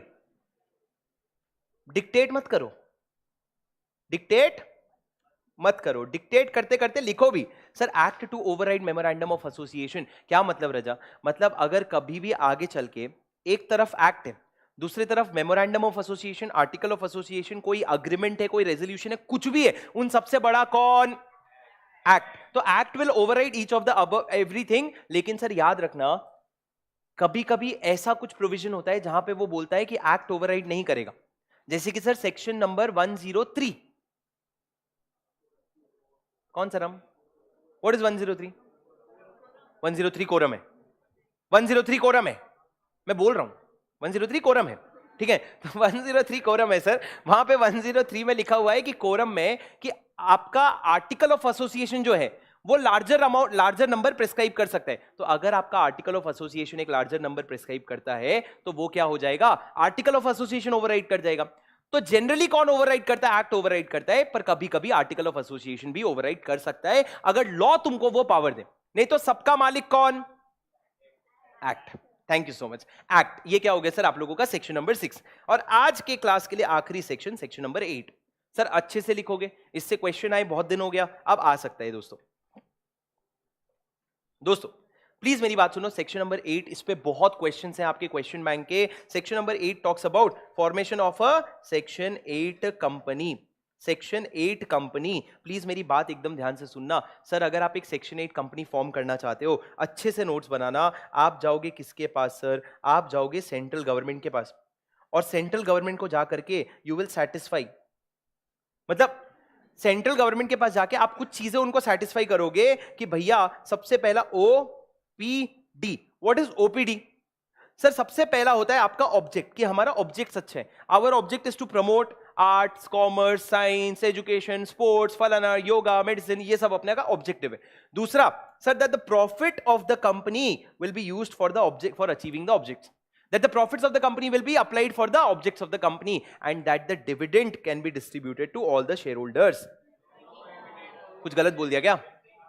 Dividend is strictly prohibited, there is prohibition on dividend distribution. आप डिविडेंड नहीं डिस्ट्रीब्यूट कर सकते when it comes to a section 8 company. अब दोस्तों उसके बाद मेरी बात ध्यान से सुनना, सेंट्रल गवर्नमेंट क्या करेगा? सेंट्रल गवर्नमेंट अगर सेटिस्फाइड है तो सेंट्रल गवर्नमेंट आपको क्या दे देगा? सर सेंट्रल गवर्नमेंट आपको लाइसेंस दे देगा to operate as a section 8 company. और जब ये लाइसेंस आपको मिल जाएगा तो मेरी बात याद रखना सर, एक सेक्शन 8 कंपनी जो है ना वो लिमिटेड कंपनी बन जाती है। एक सेक्शन 8 कंपनी कभी भी अनलिमिटेड कंपनी नहीं कहलाती है। एक सेक्शन 8 कंपनी क्या बन जाती है? एक लिमिटेड कंपनी बन जाती है। क्या आप मेरी बात समझ पा रहे हो? हाँ सर। अब सर एक एक्सेप्शनल सा सवाल आता है, क्या एक फर्म जो है क्या वो एक सेक्शन 8 कंपनी में मेंबर बन सकता है? सर क्या एक फर्म सेक्शन 8 कंपनी में मेंबर बन सकता है? सर यूजुअली अभी थोड़ी देर पहले मैंने पूछा था आपको, फर्म किसी कंपनी में शेयर होल्ड नहीं कर सकता क्योंकि फर्म का कोई सेपरेट लीगल एंटिटी नहीं है, सेपरेट स्टेटस कुछ भी नहीं है। पर यहां पे सर हमने एक्सेप्शन दिया और हमने बोला yes, a firm can become a member in a section 8 company. हमने बोला कोई रेस्ट्रिक्शन नहीं है, जिसको आके पैसा लगाना है वो लगा सकता है।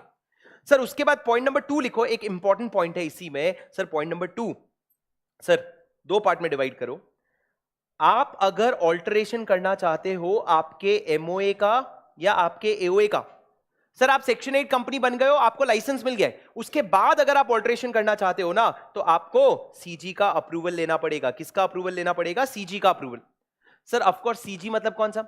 मोदी जी अपने आप तो आके अप्रूवल देंगे नहीं, तो आप किसका अप्रूवल लोगे? यहां पे आरओसी का। ऊपर भी सर जब आप सीजी के पास गए थे ना, तो आप किसके पास गए थे? बेसिकली आप आरओसी के पास गए थे। सीजी ने अपना पावर क्या कर दिया है आरओसी को? Delegate. The power of the central government has been delegated to the ROC. In this case also you will go and take the approval. But दोस्तों उसके बाद if you are planning to get converted into normal company, आप section 8 company से अगर एक normal company में convert करना चाहते हो, तो सर आपको एसआर पास करना पड़ेगा और फिर से सीजी का अप्रूवल लेना पड़ेगा। और सीजी ने किसको पावर डेलीगेट कर रखा है सर? आरडी को। किसको पावर डेलीगेट कर रखा है? आरडी। आरडी बोले तो रीजनल डायरेक्टर, आरओसी के सीनियर, तो वहां आरडी को डेलीगेट कर रखा है। ये ध्यान रखना कौन से केस में, अगर आप अपने आप को दूसरे कंपनी में कन्वर्ट करवाना चाहते हो। इसका थोड़ी देर में मैं आपको एक डिटेल प्रोसेस बताऊंगा। आपको पता है कि सेक्शन 8 के कन्वर्जन का पूरा डिटेल प्रोसेस है, वो मैं अभी थोड़ी देर में बताऊंगा। पर ये क्या हो गया सर? ये आप लोगों का सेक्शन नंबर 2, ये पॉइंट नंबर 2 हो गया। अब दोस्तों उसके बाद मेरी बात ध्यान से सुनो ना, देखो पॉइंट नंबर 3। सर अगर आप लोगों ने क्या किया है, अगर आप लोगों ने, सुनना मेरी बात ध्यान से, सर अगर आपने सेक्शन 8 का कॉन्ट्रावेंशन कर दिया, आप कौन हो? एक सेक्शन 8 कंपनी हो और आपने सेक्शन 8 का कॉन्ट्रावेंशन कर दिया सर, या फिर अगर जो टर्म्स एंड कंडीशंस थे ना लाइसेंस के, आपने उसका कॉन्ट्रावेंशन कर दिया of the terms and conditions of the license. और तीसरा रजा आप लोगों ने अगर क्या किया है, आप लोगों ने अगर कोई फ्रॉड किया है, क्या होगा राजा मेरे को बताओ? तुमने सेक्शन का कंप्लायंस नहीं किया, लाइसेंस का टर्म्स एंड कंडीशंस का कंप्लायंस नहीं किया, या फ्रॉड कर रहे हो, तो सेक्शन 8 कंपनी का क्या करेंगे हम? सबसे पहले तो हम तेरा लाइसेंस रिवोक करेंगे, मतलब इसके बाद तुम सेक्शन 8 कंपनी नहीं रहोगे। उसके बाद हम क्या करेंगे सर? आपको कंपनी को बोलेंगे कि तू कन्वर्ट हो जा अपने नॉर्मल कंपनी में। सर जब कन्वर्ट होगे ना, तो आपको अपने नाम के आगे लिमिटेड या प्राइवेट लिमिटेड वर्ड लगाना पड़ेगा। मतलब राजा सुनो ना, सेक्शन 8 कंपनी अगर आप बन जाते हो ना, तो आपको अपने नाम के आगे लिमिटेड, प्राइवेट लिमिटेड ऐसे वर्ड्स लगाने नहीं पड़ते हैं, पर आपकी लाइबिलिटी लिमिटेड रहती है।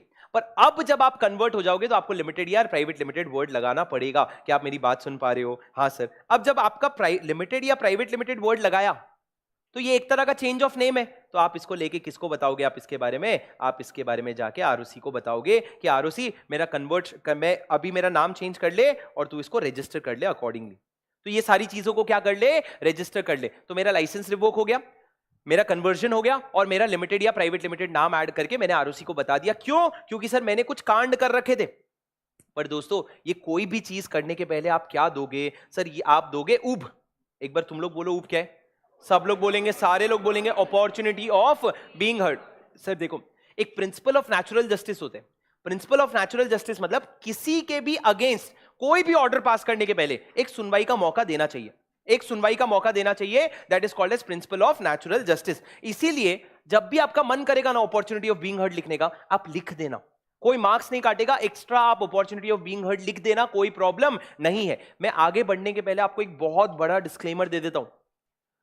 लॉ का पेपर बहुत इजी आता है, पर मार्क्स नहीं मिल रहे हैं। बच्चों ने एमसीक्यू करे, 30 मार्क्स के एमसीक्यू, उनको घर आके फील ही आ रहा था मेरे को कम से कम 25 तो आएंगे, 12-12 नंबर आए हैं। मतलब एमसीक्यू में what is looking very apparently easy is not easy. तो पेपर फील ये है कि इजी आ रहा है, बट मार्क्स नहीं आ रहे हैं। इस बार रिजल्ट्स बहुत अच्छे आए हैं, रैंक होल्डर्स बहुत अच्छे आए हैं, लेकिन 80+ वाले बच्चे बहुत कम दिखे हैं लॉ में, क्योंकि इन्होंने पेपर इजी दिया था और इन्होंने चेकिंग बहुत टफ कर दिया। Audit on the other hand, paper में ऐसे क्वेश्चंस थे जो क्वेश्चन ही नहीं समझ आ रहे बच्चे को। एग्जामिनर ने क्वेश्चन पूछा जो बच्चों को नहीं समझ आ रहा है, बच्चों ने आंसर लिखा जो एग्जामिनर को नहीं समझ आ रहा है, पर मार्क्स उसमें ज्यादा है।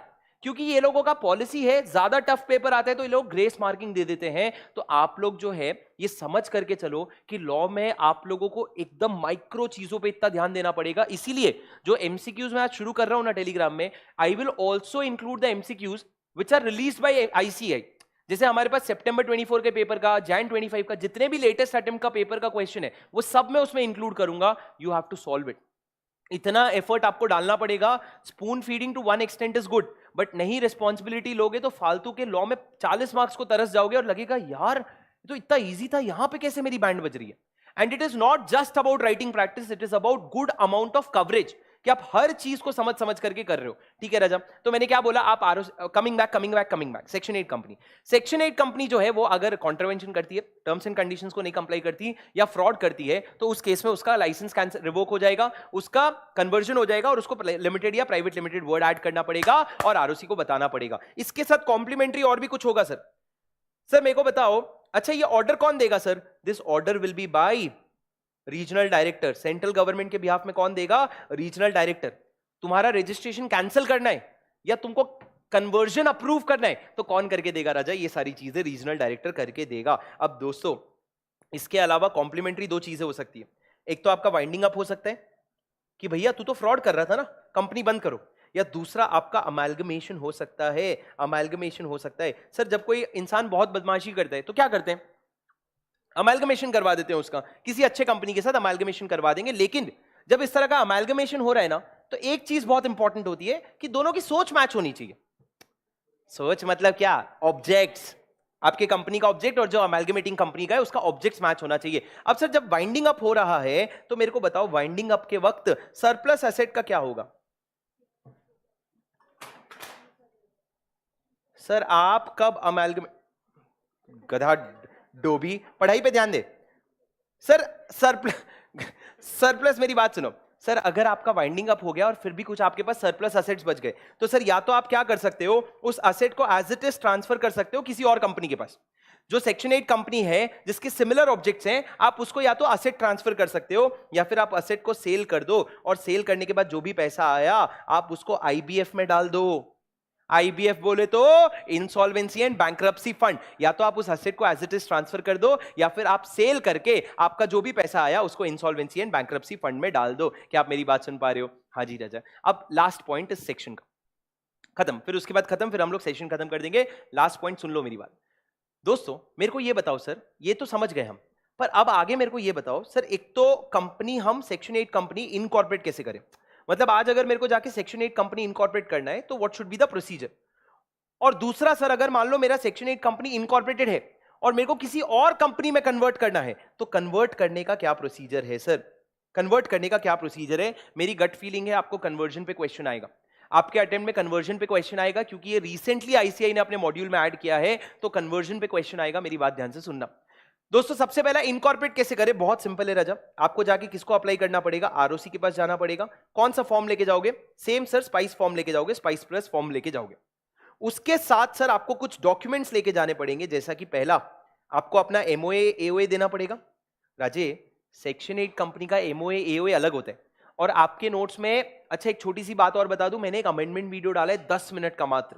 मैंने एक मई 25 सितंबर 25 एंड ऑनवर्ड्स अटेम्प्ट के लिए एक छोटा सा अमेंडमेंट वीडियो डाला है 10 मिनट का मेरे चैनल पे, वो देख जरूर लेना। कुछ छोटे मोटे करेक्शन है। ये अमेंडमेंट मैं नहीं कर रहा हूं, कौन कर रहा है? आईसीआई कर रहे हैं। तो आईसीआई ने जो नए बुक्स निकाले उसमें जो भी चेंजेस है वो मैंने आपको करवा दिया। कितने मिनट में? मात्र 10 मिनट में। सर सुनो मेरी बात, पहला एमओए एओए, दूसरा सर आपको अपना एस्टिमेटेड इनकम और एक्सपेंस बताना पड़ेगा आने वाले 3 साल के लिए। आने वाले 3 साल के लिए आप क्या बताओगे? अपना एस्टिमेटेड इनकम और एक्सपेंस बताओगे और लास्ट में आप एक डिक्लेरेशन दोगे। सर डिक्लेरेशन ये दोगे कि सर हमने एक्ट का सारा कंप्लायंस कर लिया है। कौन देगा सर ये डिक्लेरेशन? सर ये डिक्लेरेशन सीए, सीएस, सीएमए जो प्रमोशन में इन्वॉल्व है वो लोग देंगे। जो प्रमोशन में इन्वॉल्व है वो लोग देंगे मोस्टली। क्या देंगे सर? डिक्लेरेशन कि हमने एक्ट का सारा कंप्लायंस कर लिया है, तो प्लीज कंपनी हमारी इनकॉर्पोरेट कर दो। बस इतनी सी बात है सर। क्या बोला मैंने? सबसे पहला एक फॉर्म दोगे किसको? आरओसी को। कौन सा फॉर्म? बोलो कौन सा फॉर्म? सब लोग बोलो कौन सा फॉर्म?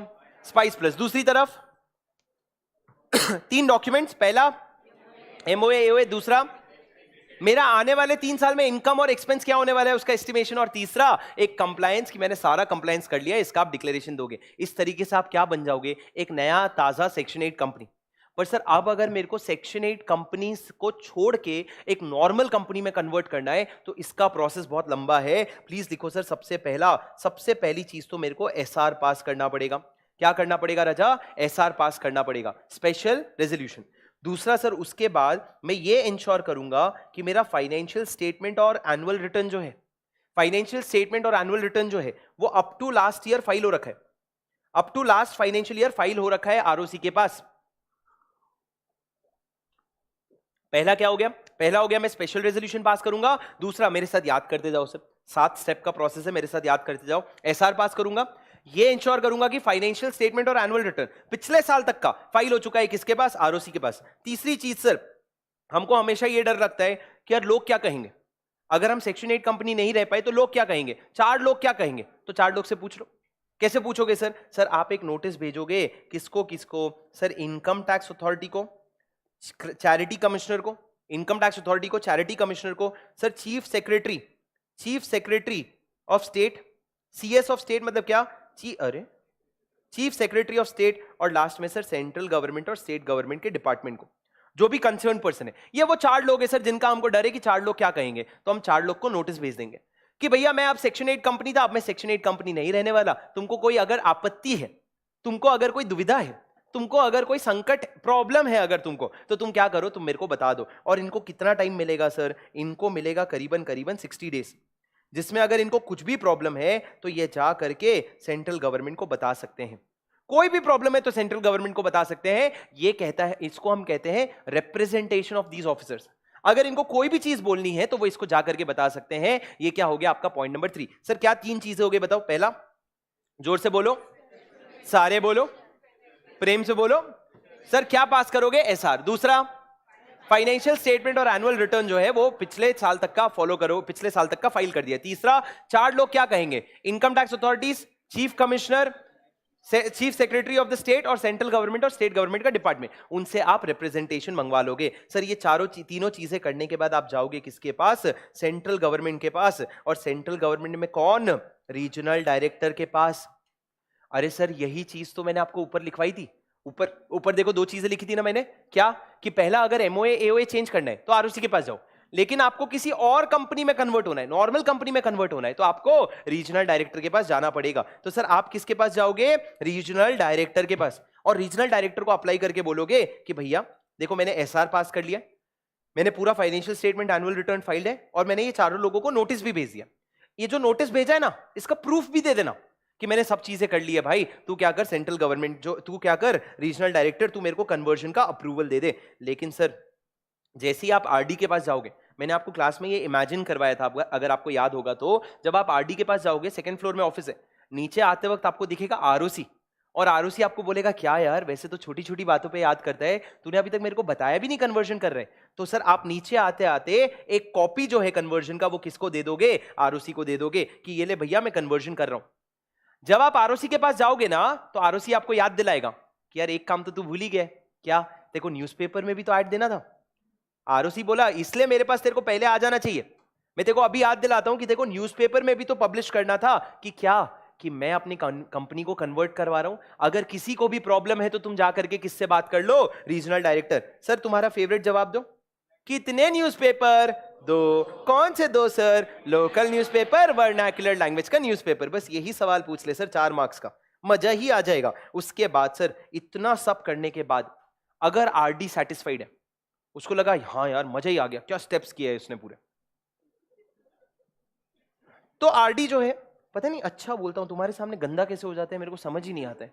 और ये लाइव घर पे नहीं होता है, क्लासरूम में होता है, पता नहीं। सुनो सर 7th स्टेप क्या हो गया? अगर आरडी सेटिस्फाइड है तो वो क्या कर देगा? मैं बोलता हूं, अगर आरडी सेटिस्फाइड है तो वो आपका कन्वर्जन अप्रूव कर देगा, और अब आप क्या बन गए? अब आप नॉर्मल कंपनी बन जाओगे। वो क्या कर देगा? आपके कन्वर्जन को अप्रूव।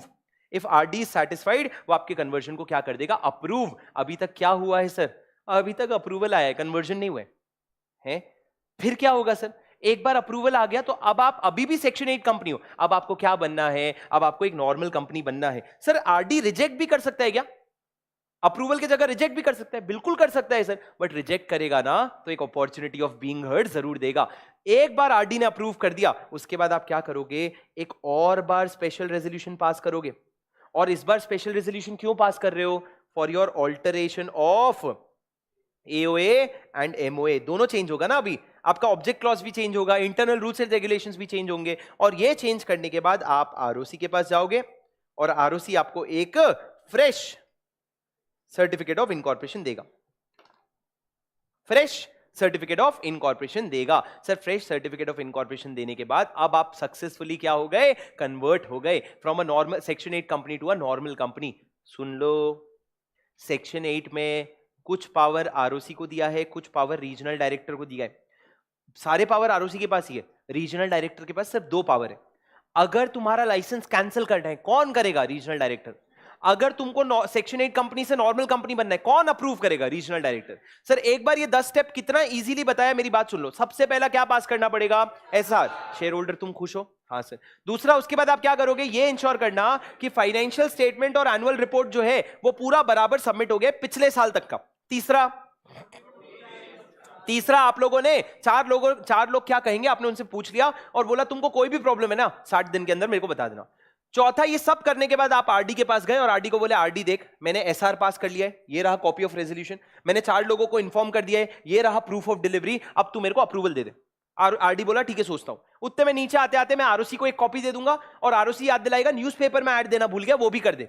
और न्यूज़पेपर में ऐड देने के बाद मैं वेट करूंगा, आरडी या तो अप्रूव कर देगा या रिजेक्ट कर देगा। अप्रूव किया तो फिर से तुमको बुलाऊंगा, एओए एमओए के ऑल्टरेशन का अप्रूवल लूंगा और मैं आरओसी को बता के अपना सर्टिफिकेट ऑफ इनकॉर्पोरेशन ले लूंगा। बस मेरा आखिरी सवाल है, फिर क्लास खत्म। दोस्तों अगर आप समझो, ये मेरा ये मेरा ईयर है 1 अप्रैल 2025 से 31 मार्च 2026। अब आप समझो मैं क्या हूं, सेक्शन 8 कंपनी। मैं किसके पास जा रहा हूं? मैं जा रहा हूं सेंट्रल गवर्नमेंट के पास। क्या बनने के लिए? नॉर्मल कंपनी बनने के लिए। कब जा रहा हूं? मैं जा रहा हूं 31 जनवरी 2026। कब जा रहा हूं? 31 जनवरी 2026। अब मेरे को बताओ सर दूसरा कंडीशन क्या था? दूसरा कंडीशन ये था फाइनेंशियल स्टेटमेंट और एनुअल रिटर्न पिछले साल तक का फाइल हो गया होना चाहिए। मतलब सर मैं ये बोलूंगा कि 31 मार्च 2025 तक का फाइनेंशियल स्टेटमेंट फाइल हो गया होना चाहिए। अरे हाँ कि नहीं? हाँ सर। लेकिन थोड़ा आपको ऐसा नहीं लग रहा कि सर ये तो फाइल हो गया, लेकिन उस बात को आज 10 महीने हो गए, थोड़ा तो अपडेट कर दो, थोड़ा तो अपडेट कर दो। तो सर लॉ कहता है कि अगर आपका फाइनेंशियल ईयर खत्म हुए, अगर आपका फाइनेंशियल ईयर खत्म हुए 3 महीने से ज्यादा हो गया है, क्या हो गया है? 3 महीने से ज्यादा, तो सर आप बनाओगे एक एडिशनल फाइनेंशियल स्टेटमेंट जिसमें आप 1 अप्रैल 2025 से जहां तक का कवर कर सकते हो वहां तक का कवर करना। आप कब जा रहे हो सीजी के पास? 31 जनवरी को। तो आप 31 जनवरी तक का कवर कर सकते हो तो वेरी गुड, पर जितना पास हो सके उतने पास तक का पूरा फाइनेंशियल स्टेटमेंट कवर करना। But sir not more than 30 days. Not more than 30 days मतलब क्या? अगर 31 जनवरी को जा रहे हो तो कम से कम 31 दिसंबर तक का तो तुमको फाइनेंशियल स्टेटमेंट देना पड़ेगा। ये एडिशनल फाइनेंशियल स्टेटमेंट आप किसको फर्निश करोगे? आरओसी को फर्निश करोगे with the signature of a CA. बस एक सीए साइन करेगा और आप ये आरओसी को फर्निश करोगे। It is basically a way of saying that कि भाई 31 मार्च 2025 की बात जो है ना वो बहुत पुरानी हो गई, तो मेरे को थोड़ी ताजा खबर दे दे। ताजा खबर दे दे कि पिछले 10 महीने में क्या हुआ है। और 10 महीने का नहीं बता पा रहे, 9 महीने का तो बता दे। तू मेरे को 1 अप्रैल से लेके 31 दिसंबर तक का तो दे दे। ऐसा नहीं कि सर मैं सिर्फ 4 महीने का दूंगा, 1 अप्रैल से 31 जुलाई। नहीं, मेरे को अच्छा खासा मेरे को अपडेट चाहिए, तभी जाकर के मैं अप्रूव करूंगा। सर ये पॉइंट कहां पे आता है? ये पॉइंट नंबर 2 के साथ आता है। जो फाइनेंशियल स्टेटमेंट वाला पॉइंट है ना, उसके साथ आता है कि अगर 3 महीने से ज्यादा हो चुका है, साल खत्म हुए, तो एक एडिशनल फाइनेंशियल स्टेटमेंट बना देना और हमारा काम हो जाएगा। अरे समझे क्या तुम मेरी बात? Did you understand sir? पक्का पक्का पक्का प्रॉमिस? ठीक है सर। टुक टुक टुक टुक टुक टुक टुक टुक टुक टुक टुक टुक टुक टुक टुक एक पेनल्टी है, वो तुम पढ़ लेना। उसके अलावा क्वेश्चन बैंक के क्वेश्चंस सर प्लीज आज का क्वेश्चन बैंक। अच्छा मैं आपको नोट्स में बता दूं, हम लोगों ने सेक्शन 3 से 8 कवर किया। अब आप मेरे नोट्स में जाओगे ना तो आपको रिस्पेक्टिव सेक्शंस के बाजू में क्वेश्चन नंबर मिल जाएंगे कि कौन से क्वेश्चन नंबर आप लोग सॉल्व कर सकते हो। तो आप एक एक सेशन खत्म करने के बाद उसके जो रिस्पेक्टिव क्वेश्चन है उनको प्लीज सॉल्व कर लेना। सर आप देखो सेक्शन नंबर 8 के 4 क्वेश्चन है, तो ये सारे क्वेश्चन जो हैं आज जा करके प्लीज सॉल्व कर लेना। सर मैं आपको आज एक डीपीक्यू दे देता हूं, वो डेली प्रैक्टिस क्वेश्चन आपको मैंडेटरीली लिख के आना है। एक बार तुम लोग सब बोलो कि सर सच्ची लिख के आएंगे। अभी आलस करके क्या फायदा? कोई फायदा है आलस करके? कुछ मिलने वाला है तुमको आलस करके? नहीं सर। तो बहुत सोच समझ करके क्वेश्चन दूंगा जो एग्जाम पॉइंट ऑफ व्यू से इंपॉर्टेंट भी हो सकता है, प्लीज उसको अच्छे से लिख लेना, ठीक है?